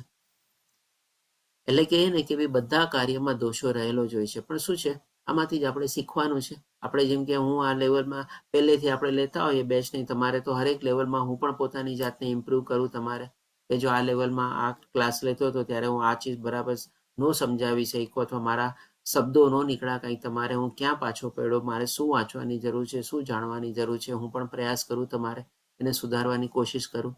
એટલે કે સ્ટાર્ટિંગમાં ક્ષતિયુક્ત હોઈ શકે તમારે, ઇટ ઇઝ પોસિબલ. ઇવન અત્યારે પણ કંઈક ને કંઈક ક્ષતિ હશે મારામાં તમારે, તો એને આપણે સુધારવાની કોશિશ કરીએ તમારે. પછી બીજી ભગવાન એ કહે છે ને કે પોતાના સ્વભાવ પ્રમાણે જે કર્મ કરેલું એમાં કોઈ પાપ એવું રહેલું હોય ને તો પણ એ આપણને લાગતું નથી. આજે જેમ કે માની લો કોઈ સૈનિક હોય તમારે, હવે એ બોર્ડર ઉપર જાય અને ત્યાં 200-500 સૈનિકોને મારી નાખે, તો માણસની હત્યા કરે ત્યારે જેમ કે અહિંસા ભગવાને આપણને 26 ગુણોમાં બતાવ્યું. તો આપણે કે ભાઈ અહિંસા તો ન કરવી જોઈએ, ભગવાને તો 26 ગુણોમાં બતાવ્યું જ છે. અરે ભાઈ ત્યારે એનો સ્વધર્મ છે. ભગવાન અહીંયા પોતે અર્જુનના યુદ્ધ ભૂમિ ઉપર લડતા ઉભા કે જ્ઞાન આપતા કહે છે 2-3 જગ્યા કે ભાઈ ઉભો થા ને યુદ્ધ કર, કારણ કે એનો સ્વધર્મ છે, ક્ષત્રિયનો સ્વધર્મ છે. તો એમાં એને કોઈ પાપ ન લાગે. એટલે કે ભાઈ એમાં ભલે પાપથી આવૃત હોય અથવા તો ભલે દોષ રહેલો હોય, ભલે કોઈ ક્ષતિયુક્ત હોય, તો પણ એને કોઈ જાતનું પાપ લાગતું નથી તમારે. ઉલટાનો એ સૈનિક પાછો આવશે ત્યારે એને તો મેડલ અને એનાથી તમારે નવાજવામાં આવશે, તમારે એનું સન્માન કરવામાં આવશે તમારે. પણ હવે એ સૈનિક એઝ અ સિવિલિયન તરીકે જો કોઈને મારે તો એને અગેન્સ્ટમાં એને સજા બી થશે તમારે. એટલે કે જો સ્વધર્મ નિભાવતા આપણે, અને ભગવાને તમને ખ્યાલ હોય તો બીજા અધ્યાયમાં અર્જુનને શું કીધું હતું, જો તારો સ્વધર્મ નિભાવતા તું મરી જઈશ ને તો તને સ્વર્ગ પ્રાપ્તિ થશે, કોઈ નુકસાન નથી એમાં. એટલે જ માટે ભગવાન કહે છે કે કોઈ પાપથી પ્રભાવિત થતું નથી. આ બહુ શ્લોકમાંથી ઘણી બધી ઇમ્પોર્ટન્ટ ચીજ આપણે ટેક અવે કરી શકીએ છીએ. હવે પછી ભગવાન આપણને 49માં શ્લોકમાં કહે છે કે જે આત્મસંયમી થતા, એટલે કે ને ભગવાન અત્યાર સુધી આપણને કર્મયોગ વિશે બતાવ્યું, હવે આપણને થોડું ઘણું જ્ઞાન યોગ વિશે બતાવે છે. આ અધ્યાયમાં ભગવાન આપણને સરસ મજાની આપણે ફ્લાઇટ જર્ની કરતા હોય ને એવી રીતે આપણને સમજાવે છે. કેમ ફ્લાઇટ કેમ પહેલા ટેક ઓફ કરે, રનવે ઉપર દોડે, પછી ઉપર જાય, ક્રુઝિંગ સ્પીડ ઉપર જાય, પછી તમારે કેવું આરામથી બધા અંદર બેઠા હોય, કોઈને ખબર જ ન હોય કે આટલા કિલોમીટરની 1000 કિલોમીટરની સ્પીડે એનું ફ્લાઇટ ચાલે છે, અને આટલા ઊંચાઈએ પોતે 50-60 હજાર ફીટ ઉપરની ઊંચાઈએ છે તમારે ફ્લાઇટમાં બેઠા છે. ઉલટાનું પોતાનું ખાવા પીવાનું માણતા હોય તમારે. એવી જ રીતે ભગવાન પેલા રનવે ઉપર દોડાવે છે ફ્લાઇટને, એમાં આપણને કર્મયોગ વિશે બતાવે છે. હવે ટેક ઓફ કરીને ભગવાન આપણને જ્ઞાન વિશે બતાવે છે, પછી આપણને ભક્તિ યોગ વિશે બતાવે છે, અને સાથે સાથે ભગવાન આપણને પોતાના ધામમાં બી આ અધ્યાયમાં લઈ જાય છે. તો અહીંયા હવે આપણે જોઈએ કે ભગવાન જ્ઞાન યોગ વિશે સંદર્ભમાં આપણને થોડું ઘણું જ્ઞાન શું આપે છે. એટલે કે જે આત્મસંયમી તથા અનાસક્ત, આત્મસંયમ એટલે કે શું, આધ્યાત્મિક જ્ઞાનનું સંવર્ધન કરે છે અને પોતે શરીર નથી, આત્મા જાણી લીધેલું આત્મા છે તમારે, એ રીતે પોતે જ્ઞાન મેળવેલું છે. અને અનાસક્ત શેના માટે, તો ભાઈ કોઈ કર્મ ફળનું એમાં એને આસક્તિ નથી તમારી, થઈ ગયો અનાસક્ત. અને જે સર્વ ભૌતિક ભોગોની પરવા કરતો નથી, એટલે કોઈ ચીજ ભોગવવાની વૃત્તિ નથી, અને તે સંન્યાસના અભ્યાસ દ્વારા કર્મફળમાંથી મુક્તિની સર્વોચ્ચ સિદ્ધ અવસ્થા પ્રાપ્ત કરે છે. ફરી પાછો યાદ કરો, અર્જુનનો પ્રશ્ન શું હતો કે ભાઈ ત્યાગ શું કામે કરે, અને ત્યાગ પાછળ એનું જીવન કેવું હોય છે તમારે. તો ત્યાગ શું કામે કરે તો ભગવાને બતાવી દીધું કે ભાઈ સર્વોચ્ચ સિદ્ધિ પ્રાપ્ત કરવા માટે પોતે ત્યાગ કરે છે તમારે બધી ચીજોનો. અને હવે ત્યાગમય જીવન જે પોતે જીવે છે, કેવી રીતે જીવે છે, તો કે ભાઈ આવી જ રીતે પોતાના જીવનમાં આચરણ હોય છે, કોઈ ચીજ પ્રત્યે આસક્ત નથી રાખતો, પોતે પોતાનો શરીરના નિર્વાહ અને આધ્યાત્મિક કર્મ કરતો રહે છે, કર્મફળની આશા નથી રાખતો કે ભાઈ મારે ભોગવવું છે એવી કોઈ એવી વૃત્તિ નથી તમારે, સાથે સ્વામિત્વની પણ વૃત્તિ નથી કે ભાઈ આનો કરતા હું છું ને મેં આ મેળવ્યું છે તમારે, એ બધાની પણ કોઈની આસક્તિ નથી તમારે. તો ભગવાન કહે છે કે ભાઈ મુક્તિના સર્વોચ્ચ સિદ્ધ અવસ્થા પ્રાપ્ત કરે છે. એટલે કે આવું ત્યાગમય જીવન જીવતો હોય તમારે, પોતાની જીવનશૈલી એને આવી ટાઈપની બનાવી લીધી હોય તમારે, તો ભગવાન કહે છે આ જીવનમાં જ રહીને જીવન મુક્ત બી થઈ ગયો છે અને ખાલી ઔપચારિકતા બાકી છે. સમય આવશે ભગવાન એને સીધી આંગળી પકડીને ધામમાં લઈ જશે. એટલે કે સર્વોચ્ચ સિદ્ધિ શું છે? આપણા મનુષ્ય જીવનની સર્વોચ્ચ સિદ્ધિ એટલે કે ભગવાનના ધામમાં પહોંચવું આપણે. પછી ભગવાન આપણને આગળ વધતા બતાવે છે. તો 54મા શ્લોકમાં એ જ કહે છે કે આ અવસ્થા ક્યારે પ્રાપ્ત થાય છે? તો કે આ પ્રમાણે જે દિવ્ય અવસ્થામાં રહેલો છે. કારણ કે તમે જો એકવાર એવી સ્થિતિમાં પહોંચી જાઓ ને તો તમને કે દિવ્ય સુખ અને આનંદ મળશે. તમે તમારા સત્ચિત્ત આનંદ પરમાનંદની સાથે તમે જોડાઈ જાઓ છો અને એ જોડાઈ જાઓ છો ત્યારે ભગવાનનું સ્વરૂપ કેવું છે? સત્ચિત્ત આનંદ સ્વરૂપ છે. હવે એની સાથે જ્યારે આપણે જોડાઈએ ત્યારે આપણને કેવો અનુભવ થાય તમારે? તો એ એક જાતની દિવ્ય અવસ્થા જ છે. તો ભગવાન કહે છે તે તરત જ પરમ બ્રહ્મની અનુભૂતિ કરે છે. એટલે ભગવાન મળી ગયા છે, ભગવાન મારી સાથે છે, ભગવાનની સાથે પોતે ઉઠે બેસે વાતો કરે ખાય પીવે એવી બધી ટાઈપની એને અનુભૂતિ થાય છે અને પૂર્ણપણે આનંદમય બને છે. ડેફિનેટલી આનંદ તો મળવાનો જ છે, સતચિત આનંદ સ્વરૂપ છે અને તે કદાપી શોક કરતો નથી કે કશાયની કામના પણ કરતો નથી. ભગવાન મળી ગયા હવે શેની કામના કરે આપણે? અને તે જીવ માત્ર પર સંભાવ રાખે છે. એટલે કે બધા જીવોમાં એક આત્મા જોવે છે તમારે કે ભાઈ બધા ભગવાનના અંશ તરીકે રહેલા છે. ખાલી ઉપરનું જે કોથળો જે છે, ઉપરનું જે શરીર છે અલગ અલગ પ્રકારનું છે, એના કર્મો અને એના ભાવ પ્રમાણે મેળવેલું છે. બાકી અંદરમાં રહેલી આત્મા તો તમારે એ જ આપણે કહીએ ને શુદ્ધ આત્મા છે અને તે અવસ્થામાં તે શુદ્ધ ભક્તિ પ્રાપ્ત કરે છે. એટલે કે ભાઈ આવી અવસ્થામાં જો આપણે પોતાની જાતને પ્રસ્થાપિત કરીએ તો ભગવાન આપણને શુદ્ધ ભક્તિ પણ આપણને આપે છે અને એ એક ઔપચારિકતા રીતે પછી આપણે ભગવાનના ધામ સુધી આપણે પહોંચવામાં આપણને મદદ કરે છે. હવે પછી ભગવાન આપણને 55મા શ્લોકમાં એટલે કે આ બધું શેના સંદર્ભમાં બતાવ્યું ભગવાને? આપણે જે છેલ્લા 3 શ્લોક જોયા ને એ આપણે જ્ઞાન યોગના સંદર્ભમાં હતા કે આટલી ઉચ્ચ અવસ્થા આપણે આધ્યાત્મિક જ્ઞાનમાં કેળવેલી હોય ત્યારે આપણે એવી સ્થિતિમાં આપણે અનુભૂતિ એવી કરી શકીએ છીએ અથવા તો એવી રીતે પરમાનંદની સાથે આપણે જોડાઈ શકીએ છીએ અને પછી આપણે ભગવાનના ધામ સુધી એવી સિદ્ધિ પ્રાપ્ત કરી શકીએ છીએ. તો આના સંદર્ભમાં હવે ભગવાન આપણને 55મા શ્લોકમાં જો આવી શુદ્ધ ભક્તિ અને શુદ્ધ ચેતના આપણી થઈ ગઈ હોય તમારે, તો ભગવાન આપણને પોતાના વૈકુંઠ ધામમાં લઈ જાય છે. એટલે કે રનવે ઉપર દોડી લીધું, હાઇટ ગેઇન કરી લીધું, ક્રુઝિંગ સ્પીડ કરી લીધી, હવે ભગવાન આપણને પોતાના ધામમાં આપણું પોતાનું ફ્લાઇટ કે લેન્ડ કરાવે છે તમારે. તો કે છે મને કેવળ ભક્તિ દ્વારા પૂર્ણ પુરુષોત્તમ પરમેશ્વર તરીકે મૂળ રૂપે જાણી શકાય છે. આ ચીજ ભગવાને આપણને અલગ અલગ 2-3 જગ્યાએ પણ કીધેલી છે. 8મા અધ્યાયમાં કીધેલી છે, 11મા અધ્યાયમાં કીધેલી છે કે મને પ્રાપ્ત કરવું હોય તો કેવળ અને કેવળ શુદ્ધ ભક્તિ દ્વારા જ પ્રાપ્ત કરી શકાય છે. અને મારી આવી ભક્તિ વડે જ્યારે મનુષ્ય મારી પૂર્ણ ચેતનામાં હોય છે ત્યારે તે વૈકુંઠ જગતમાં પ્રવેશ કરે છે. બોલો, ભગવાન પોતાના શબ્દો દ્વારા અહીંયા આપણને કહે છે કે ભાઈ એ મારી સાથે તમારે વૈકુંઠ ધામમાં વાસ કરશે. એટલે કે અહીંયા ભગવાન આપણને પોતાના ધામ સુધી આપણને પહોંચાડી દીધું. હવે પછી આપણે કહીએ ને કે ભગવાન હવે આ બધી ચીજો બધું જ્ઞાન આપીને બધું સમજાવી દીધા પછી હવે થોડી ઘણી વોર્નિંગ સિગ્નલ આપે છે આપણને, અથવા તો થોડા ઘણા આપણે કહીએ ને કે ડિસ્ક્લેમર મૂકે છે ભગવાન આપણને કે ભાઈ જો કર તો તારી મરજી, ન કર તો તારી મરજી, કરીશ તો તને આમ થશે, ન કરીશ તો આમ થશે. એ બધું ભગવાન હવે આપણને એક વોર્નિંગ અને ડિસ્ક્લેમર સંદર્ભમાં આપણને બતાવે છે. તો 58મા શ્લોકમાં કહે છે જો તો આવી રીતે મારામાં ભાવના ભાવી થઈશ તો મારી કૃપાથી બદ્ધ જીવનના સર્વ વિઘ્નોને ઓળંગી દઈશ. આપણે ભવસાગરને પાર કરવાનો છે. હવે ભગવાન ઉપર આવી આસ્થા, વિશ્વાસ, શ્રદ્ધા કેળવેલી હશે, ભગવાનના આવા ભાવથી આપણે સંપૂર્ણતયા કે શરણાગત લીધેલી હશે અને ભગવાનની શુદ્ધ ભક્તિમાં આપણે પ્રવૃત્ત થવાનો પ્રયાસ કરતા રહેતા હશું તો ભગવાન આપણી આંગળી ઝીલવાના છે. તો ભગવાન શું કહે છે? મારી કૃપાથી. ભગવાન કેવી રીતે કૃપા વરસાવે છે? ભગવાન આપણને 2 રીતે કૃપા વરસાવવાનું કીધું છે. ચતુશ્લોકી ગીતામાં આપણને શું કીધું કે હું બધા હૃદયમાં બેઠેલો રહીને એને અજ્ઞાનનો અંધકાર દૂર કરું છું અને જ્ઞાનનો પ્રકાશ આપું છું. તો અત્યારે જે બધું આપણે જ્ઞાન મેળવી રહ્યા છે આપણને તો એક ભગવાનની કૃપા છે ને. હવે આ જ્ઞાન મેળવીને જ્યારે આપણે એનું આચરણના રૂપમાં આપણે મૂકીએ છીએ ત્યારે પણ ભગવાન આપણને મદદ કરે છે. ત્યારે પણ ભગવાન આપણને શુદ્ધ, કે ભગવાન કહે છે ને કે એને હું શુદ્ધ ભક્તિ પ્રાપ્ત કરાવું છું. તો બંને જગ્યાએ ભગવાનની કૃપા અને ભગવાનની મદદ વિના તો આપણે આગળ જ નથી વધી શકતા, નથી જ્ઞાન મેળવી શકતા કે નથી ભક્તિ કરી શકતા. બંનેમાં ભગવાનની કૃપા તો છે જ. અને આ જો બંને મળી જાય આપણે તો ભગવાન કહે છે ને બધા સર્વ વિઘ્નોને ઓળંગી જાય. આપણો ભવસાગર પાર થઈ ગયો. આપણે ભગવાનના ધામમાં પહોંચી ગયા તમારે. પણ આ શું સફળતા થાય છે? બધા લોકો કરી શકે છે? નથી કરતા. અથવા જે લોકો માનતા નથી એના માટે ભગવાન કહે છે ભાઈ હાલે સાંભળ, વોર્નિંગ આપું છું તને, હજી બી સુધરવો હોય તો સુધરી જા. એટલે કે પરંતુ જે મિથ્યા અહંકાર હોય, મિથ્યા અહંકાર છે નો, હું કરતા છું, હું સ્વામી છું, હું ભોગતા છું, આ બધો મિથ્યા અહંકાર થઈ ગયો તમારે. અને આવી ચેતના ભાવનામાં કાર્ય કરીશ નહીં અને મારી વાત સાંભળીશ નહીં તો તું નષ્ટ થઈ જાય.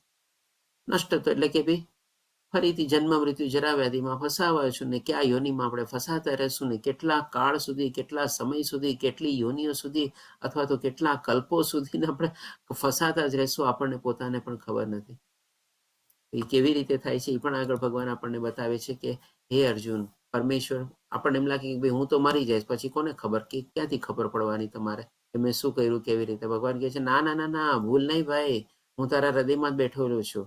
એટલે ભગવાન કહે છે કે 61મા શ્લોકમાં, હે અર્જુન, પરમેશ્વર જીવ માત્રના હૃદયમાં વસે છે અને જે જે યોની મળશે બધામાં ભગવાન આપણી સાથે રહેવાના છે.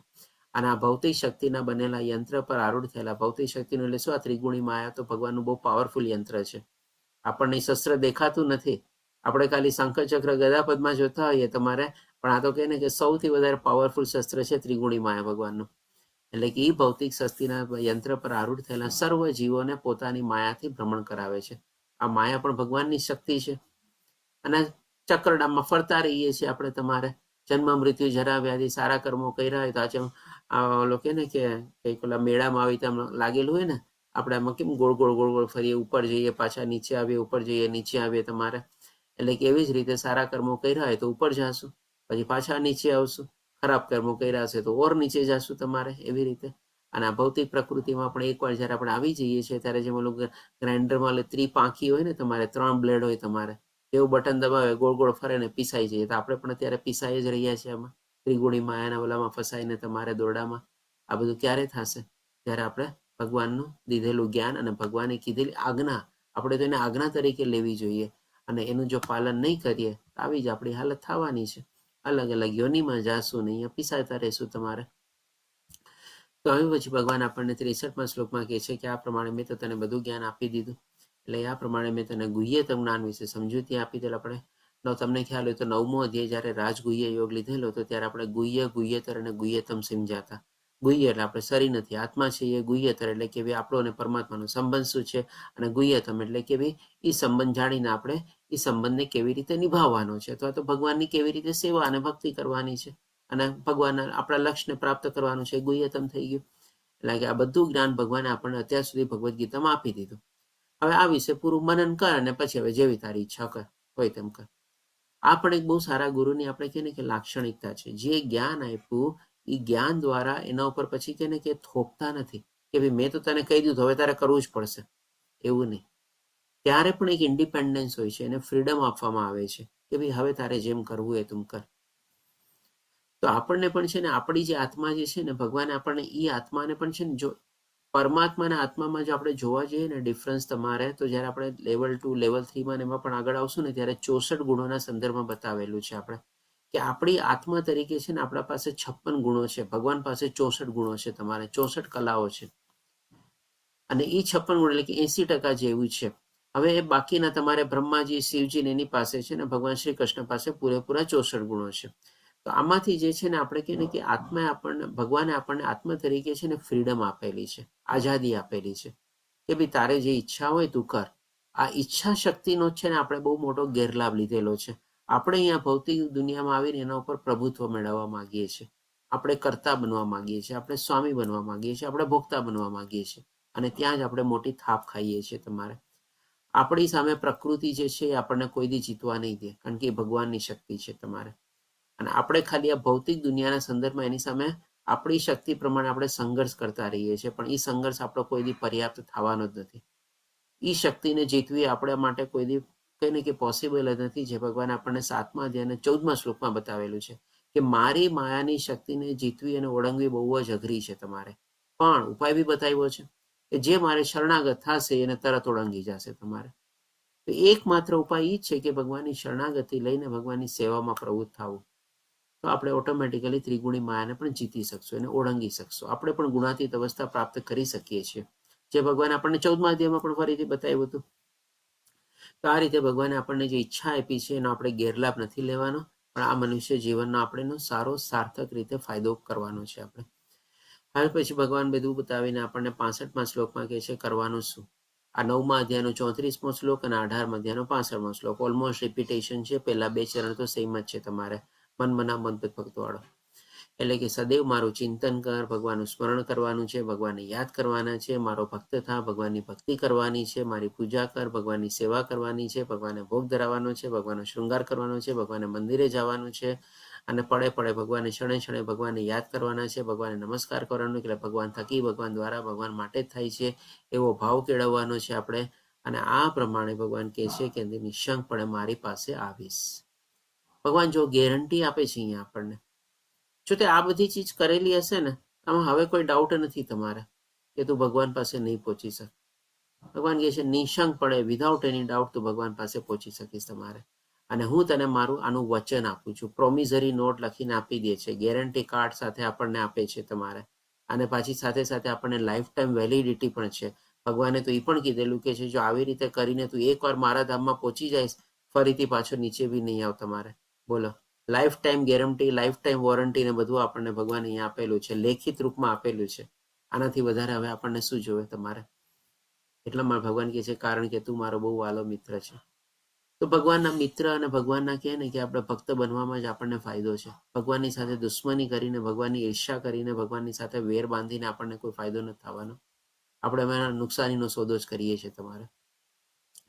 પછી હવે ભગવાન કહે છે કે સર્વ પ્રકારના ધર્મોનો ત્યાગ કર અને મારી શરણમાં આવી જાય. આખી ભગવદ્ ગીતાનો કહી શકીએ આપણે 18મા અધ્યાયનો 66મો શ્લોક છે તમારે, સર્વ ધર્માન પરિત્યાજ્યમ મામ એકમ શરણે વ્રજ.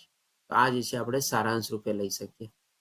કેવળ અને કેવળ આપણે એક જ ચીજ કરવાની છે, ભગવાનની શરણાગતિ લેવાની છે બસ. ભગવાનની સેવા કરવાની છે, ભગવાનની ભક્તિ કરવાની છે બસ. ભગવાનને પ્રાર્થના કરવાની છે, ભગવાનને યાચિકા કરવાની છે. ભૂલ થશે એમાં, ક્યારેક નિષ્ફળ બી જાશું, ક્યારેક પાછા આપણે એને કંઈક બીજે માર્ગે બી વટરાઈ જશું તમારે. તેમ છતાં પણ પાછું ફરીને આપણે આપણા ભગવાન પાસે જવાનું છે. આજે બાળક હોય તમારે, મા બાપ હોય તમારે, કંઈક ભૂલ કરી હોય તમારે, અને મા બાપને આવીને કે મમ્મી પપ્પા મારાથી આ ભૂલ થઈ ગઈ છે. મા બાપ શું કે તમારે, બેટા કાંઈ વાંધો નહીં, ભૂલ બધાથી થાય, માણસ માત્ર ભૂલને પાત્ર. તમારે આગળથી ખ્યાલ રાખજે, થોડું સાચવીને ચાલજે, થોડુંક આવી રીતે કરજે. કેવી રીતે ક્ષમા કરી દે, દોરણી આપે, માર્ગદર્શન આપે. આપણી પણ ભૂલ થવાની છે. એવું નથી કે ભાઈ આપણે સરળ રીતે સીધું આપણે બધું ભગવાનની ભક્તિમાં પ્રવૃત્ત થઈ જશે, બધું થઈ જશે તમારે.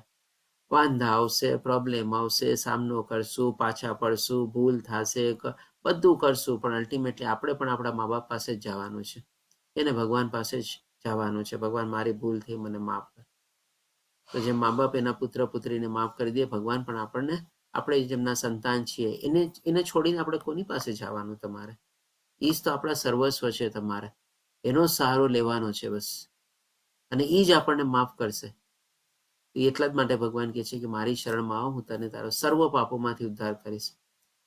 અહીંયા પણ ભગવાને બહુ સરસ ચીજ બતાવે છે આપણને. 3 ચીજ એવી છે આપણે જે કહી શકીએ ને, ખાલી કેવળ અને કેવળ ભગવાન શ્રી કૃષ્ણ આપણને એમાંથી પાર કરી શકે છે તમારે, બાકી કોઈ નહીં તમારે. તો પહેલું ચીજ તો અહીંયા ભગવાન આપણને કે બધા પાપોમાંથી ઉદ્ધાર. આપણે કેટલા પાપો કરીને આવ્યા છો આપણને ખબર નથી, પણ ભગવાન આપણા બધા પાપોને બાળીને ભસ્મ કરી શકે છે આપણને. બીજા કોઈ ઇવન દેવી દેવતાઓ પણ આપણા બધા પાપો આપણને માફ નહીં કરી શકે. આપણને પણ કહે છે ભાઈ કર્મની ગતિ તો જે થવાની હશે તો તારે ભોગવવી પડશે. તે થોડું ઘણું અત્યારે સારું કર્મ કર્યું, પુણ્ય કર્મ કર્યા, તું મારી પાસે આ ઈચ્છાથી આવ્યો છો, ચાલ અત્યારે હું તને ટેમ્પરરી આ બેનિફિટ આપી દઉં છું, પણ તારા આટલા કર્મો બાકી છે, એ બધાનો હિસાબ તો મારી પાસે નથી, એ તો તારે ભોગવવા જ પડશે. ઇવન દેવી દેવતાએ પણ ભોગવવા પડે છે તમારે. એટલે કે પાપ કર્મોમાંથી આપણો ઉદ્ધાર કરે છે.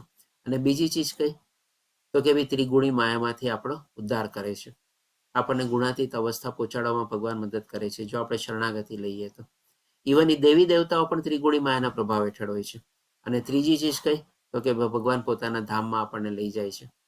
બાકી બધા દેવી દેવતાઓ આપણને શું કરશે, પોતાના ધામ સુધી લઈ જશે, પણ એ ભગવાનના ધામ સુધી આપણને નહીં લઈ જઈ શકે, કારણ કે એ લોકોને પણ એક્સેસ નથી હોતી તમારે, એને પણ પરવાનગી લેવી પડે છે ભગવાન શ્રી કૃષ્ણની. તો આ 3 ચીજ જે છે ને કેવળ ભગવાન શ્રી કૃષ્ણ જ આપણને આપી શકે છે. અને 3 ચીજનો તમે જુઓ પાછો ઉપાય, આ 3 મોટા બેનિફિટ આપણે કહી શકીએ જે આપણને બીજા કોઈ નથી આપી શકતું. અને 3 બેનિફિટ પ્રાપ્ત કરવા માટે કરવાનું શું છે, તો એક જ ચીજ કરવાની, ભગવાનની શરણાગતિ લેવાની બસ, શુદ્ધ ભાવે.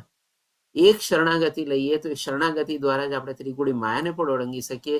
શરણાગતિ દ્વારા આપણા બધા પાપોનો પણ નાશ થઈ શકે અને એ શુદ્ધ ભાવથી શરણાગતિ લીધેલી ભગવાન આપણને આંગળી પકડીને આપણને ધામમાં પણ આપણને લઈ જશે. બોલો, તો આનાથી વધારે આપણને શું જોવે તમારે? ભગવાન કહે છે કે ડરીશ નહીં, એટલે કે ભાઈ તારે ડરવાની જરાય જરૂર નથી. મારા માર્ગ ઉપર ચાલ, તમારે તારો ઉદ્ધાર નક્કી જ છે.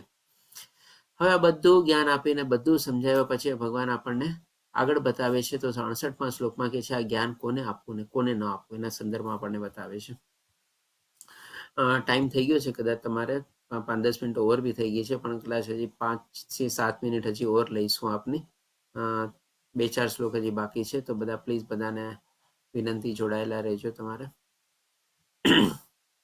તો 68મા શ્લોકમાં કહે છે કે જે મનુષ્ય ભક્તોને આ પરમ રહસ્ય બતાવે છે તે શુદ્ધ ભક્તિ પ્રાપ્ત કરે છે અને અંતે તે મારી પાસે પાછો આવશે. આમાં લેશ માત્ર શંકાને સ્થાન નથી. એટલે કે ને કે આ પ્રચાર અને પ્રસારમાં સૌથી સારું આપણું કહે ને કે જો કલ્યાણકારી કાર્ય આપણે કર્યું હોય ને તો કોઈને આપણે આંગળી ચીંધવાનું, અને એ આંગળી ચીંધવાનું એટલે કે શું? ભગવાન વિશેનું જ્ઞાન આપીને અને એને મનુષ્ય ધર્મ બતાવવામાં તમારે કે ભાઈ તારો મનુષ્ય ધર્મ શું છે તારે, અને એના પ્રત્યે તું આગળ વધ. આ સૌથી સારામાં સારું છે ને પુણ્ય કાર્ય કહેવાય. આપણે કહી શકીએ પૈસાની મદદ કરવી, કોઈકને આ રીતે આમ કરવું, ઓલી રીતે કરવું, એ બધી ટેમ્પરરી મદદ છે અને બધું એનો ટેમ્પરરી ભૌતિક દુનિયાના સંદર્ભમાં બેનિફિટ છે. પણ સાચું કલ્યાણ કોઈ પણ જીવનું તમારે એનો ધર્મ અથવા તો એનું લક્ષ્ય બતાવવાનું અને એમાં એને પ્રવૃત્ત કરવો તમારે. તો એ જ ભગવાન કહે છે કે ભાઈ જે આવા જ્ઞાન અને પ્રચાર અને પ્રસારમાં પ્રવૃત્ત થાય છે તમારે, એ ભગવાનની શુદ્ધ ભક્તિ પ્રાપ્ત કરે છે. સાથે ભગવાન આપણને એ પણ બતાવે છે કે ભગવાન કહે છે કે આ જગતમાં તેના કરતા અન્ય કોઈ સેવક મને વધારે પ્રિય નથી અને કોઈ વધારે પ્રિય થશે પણ નહીં. કોણ? તો કે જે આ પુણ્ય કાર્ય અથવા તો સત્કર્મ, આ આપણે કહીએ ને કે સૌથી ટોપમોસ્ટ સત્કર્મ છે. ભગવાન વિશેનું જ્ઞાનનો પ્રચાર અને પ્રસાર કરવો અને બીજા માણસને એ સમજાવીને એમાં એને પ્રવૃત્ત કરવો તમારે કે ભાઈ તારો મનુષ્ય ધર્મ જાણ, તારા મનુષ્ય ધર્મનું લક્ષ્ય જાણ અને લક્ષ્યને કેવી રીતે પ્રાપ્ત કરવાનું છે એ જાણ અને એમાં પોતે પ્રવૃત્ત થા અથવા તો એક્ટિવ થા. બસ આ જો તમે નાનામાં નાનું કાર્ય કર્યું હશે તમારે, પણ એ તમારું મોટામાં મોટું કાર્ય ગણાશે. આનાથી મોટું કોઈ કાર્ય સત્કર્મ બીજું છે જ નહીં તમારે. એટલે કારણ કે ભગવાન પોતે કહે છે કે આના કરતાં વધારે મને કોઈ પ્રિય સેવક થશે પણ નહીં અને થવાનો પણ નથી. પછી ભગવાન આપણને 70મા શ્લોકમાં કહે છે અને હું જાહેર કરું છું કે જે મનુષ્ય આપણા સંવાદનું અધ્યયન કરે છે તે પોતાની બુદ્ધિથી મારી પૂજા કરી રહ્યો છે. તો અત્યારે આપણે જે બધા અત્યારે ભગવદ્ ગીતા સમજવાનો કોશિશ કરી રહ્યો છે, આપણે તો એક ભગવાનની પૂજા જ છે ને. ભગવાન પોતે પોતાના શબ્દોમાં કહે છે ભગવદ્ ગીતા વાંચવી, ભગવદ્ ગીતા સાંભળવી, ભગવદ્ ગીતાનું જ્ઞાન કોઈકને આપવું, ભગવદ્ ગીતા વાંચીને કોઈકને સંભળાવવી, આ બધું એક જાતનું ભગવાનની પૂજા અને સેવા જેવું જ છે. એ ભગવાન પોતે કહે છે. પછી ભગવાન 31મા શ્લોકમાં કહે છે ને કે જે મનુષ્ય શ્રદ્ધાપૂર્વક તથા દેશ રહિત થઈને આ સાંભળે છે અને સર્વ પાપમાંથી મુક્ત થઈ જાય છે. જો આપ બધાને કોંગ્રેચ્યુલેશન, બધાને અભિનંદન.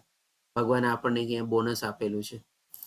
તમે બધા પાપમાંથી મુક્ત થઈ ગયા આપણે, અને પુણ્યાત્માના શુભ લોકોને પ્રાપ્ત નિવાસ કરે છે. એટલે કે ભાઈ બધા આપણી કે ને કે ભાઈ આગળ ગતિ તો નિશ્ચિત થઈ ગઈ. એટલીસ્ટ આ થોડું ઘણું પણ આપણે લેવલ 1માં લેવલ 2માં ને બધામાં આગળ વધશું ને આપણો એટલો બેનિફિટ તો આપણો અહીંયા પાકો થઈ ગયો. પછી ભગવાન કહે છે અર્જુનના પ્રશ્ન આવે છે. અર્જુન પ્રશ્ન નથી કહેતો, અર્જુન પણ ભગવાનની સાથે સહમત થાય છે અને કહે છે અર્જુનને કહ્યું હે કૃષ્ણ, હે અચ્યુત, હવે મારો મોહ દૂર થઈ ગયો છે. કારણ કે યાદ કરો પહેલો અધ્યાય, પહેલા અધ્યાયમાં પણ મોહિત હતો કે ભાઈ મારે યુદ્ધ કરવું કે ન કરવું, શું કામે કરવું ને બધું. આ બધો મોહ એનો દૂર થઈ ગયો. આપની કૃપાથી મને મારી સ્મરણ શક્તિ પાછી મળી ગઈ છે. કઈ સ્મરણ શક્તિ? એટલે કે યાદ શક્તિ. યાદ શક્તિ નહીં પણ સ્મરણ શક્તિ એટલે કે શું? એને પોતાનો ક્ષત્રિય ધર્મની પહેચાન મળી ગઈ. ના ભાઈ હું અત્યારે ક્ષત્રિય છું. કારણ કે ત્યારે એ પણ પોતે ભૂલી ગયો હતો. હાથમાંથી ગાંડી સરી ગયું હતું અને તમે આંખોમાંથી અશ્રુ થતા હતા અને ચામડી વહેતી હતી ને કાંઈ ખબર નથી પડતી અને રથમાં બેસી ગયો કે મારે યુદ્ધ નથી કરવું. તો એ ક્ષત્રિયને શોભે તમારે?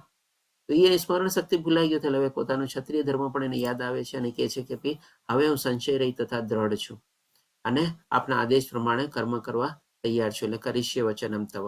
એટલે કે ભાઈ જેમ ભગવાને કીધું એનો આદેશ માનીને પોતે આગળ વધે છે. તો જેમ પહેલા કીધું ને, આ ભગવાનનો આદેશ છે કે ભગવાનની શરણાગતિ લેવી અને ભગવાનની સેવા કરવી એ આપણો ભગવાનને આદેશ તરીકે આપણે લઈને એમાં પ્રવૃત્ત થવું જોઈએ. હવે સંજય વર્ણવતા કહે છે, સંજય કહ્યું આ પ્રમાણે મેં કૃષ્ણ તથા અર્જુન બંને મહાપુરુષોનો સંવાદ સાંભળ્યો અને આ સંદેશ એટલો અદ્ભુત છે કે મારા શરીરે રોમાંચ થાય છે. જ્યારે ભગવદ્ ગીતાનું જ્ઞાન આપણે મેળવશું ને કંઈક ને કંઈક નવું મેળવીને જ જશું. એમાંથી ખાલી હાથે આપણે ક્યારેય પાછા નહીં જઈએ. એટલે તો અહીંયા સંજય પણ પોતે કહે છે કે જ્યારે જ્યારે એ સાંભળે છે એનું એને કે સ્મરણ શક્તિમાં પોતે યાદ કરે છે અને હંમેશા રોમાંચ થાય છે, નવું નવું એક્સાઇટમેન્ટ થાય છે તમારે. અને હવે આગળ વધીએ છીએ 75માં શ્લોકમાં કે આ કેવી રીતે એને પ્રાપ્ત કર્યું, તો કે વ્યાસદેવની કૃપાથી જેને દિવ્ય ચક્ષુ પ્રાપ્ત થયેલા હતા. મેં આ પરમ ગુહ્ય સંવાદ પ્રત્યક્ષપણે યોગેશ્વર કૃષ્ણના મુખેથી અર્જુનને કહેવામાં આવતો સાંભળ્યો છે. એટલે કે પોતે સાક્ષી પુરાવે છે, વિટનેસ આપે છે કે ના ભાઈ, આ કુરુક્ષેત્રની યુદ્ધ ભૂમિ ઉપર મેં પોતે સાંભળેલું છે કે ભગવાન શ્રી કૃષ્ણ અને અર્જુન વચ્ચે આ સંવાદ થયેલો છે. 700 શ્લોકનો સંવાદ છે. ભગવદ્ ગીતા રૂપી ભગવાને જ્ઞાન આપેલું છે ને આ બધું મેં મારી પ્રત્યક્ષપણે આંખો પ્રમાણે જોયેલું છે તમારે. આ કઈ એવું નથી કે કોઈ કે કીધેલું ને કોઈ કે મનગઢિત કથા બનાવેલી, એવું નથી. 100% સાચું છે તમારે. અને એટલા માટે 76માં શ્લોકમાં કહે છે કે હે રાજા, જ્યારે હું કૃષ્ણ તથા અર્જુન વચ્ચે થયેલા અદ્ભુત તથા પવિત્ર સંવાદનું વારંવાર સ્મરણ કરું છું ત્યારે પ્રતિક્ષણે હર્ષ વિભોર થાવ છું. ભગવદ્ ગીતા એવી ચીજ છે ને, તમે જેટલી વાર જિંદગીમાં વાંચી લ્યો, સમજી લ્યો કે તમારે વાંચો કે ગમે તે કરો, તમારે તમને સંતોષ કે ને કે વધારે ને વધારે થશે. આપણે કહે ને કે આપણી ઈચ્છા વધારે જ હશે. જેમ 11મા અધ્યાયમાં અર્જુન કહે છે ને કે હવે હું ઓર વધારે જાણવાની મારી ઈચ્છા છે, કારણ કે એનામાંથી ધરાતો જ નથી તમારે. કારણ કે એટલું અમૃતમય આનંદ આપણને મળે છે તમારે કે ભાઈ આપણને એમ લાગે આને મેળવતો જ રહું. એટલે તો આપણે જોઈ શકીએ કે જે કેમ કે મહેશ પ્રભુજી બીજા બેચથી જોડાયેલા છે, ત્યારે 60મો બેચ તમારે વિચારો આ શું કઈ એમને થાય છે તમારે.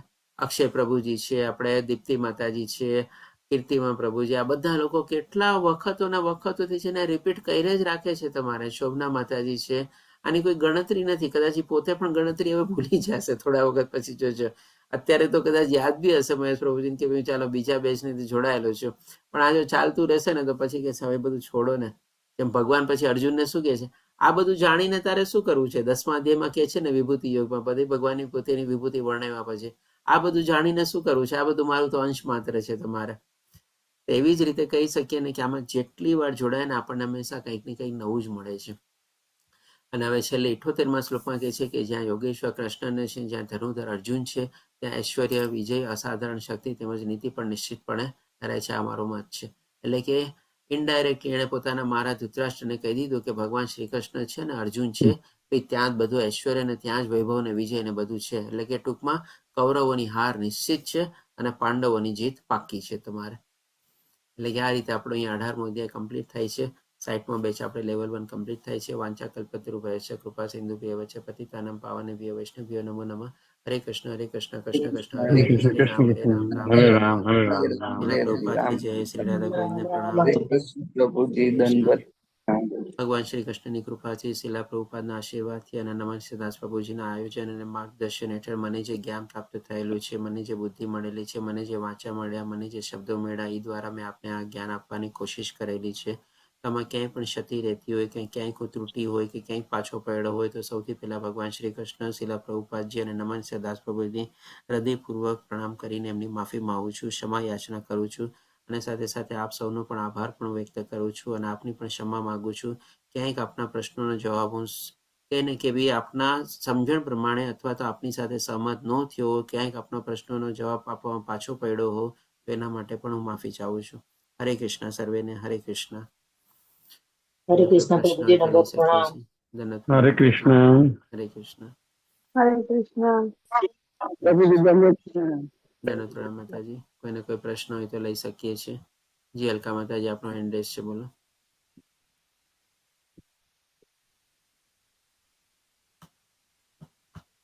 હરે કૃષ્ણ અલકા માતાજી.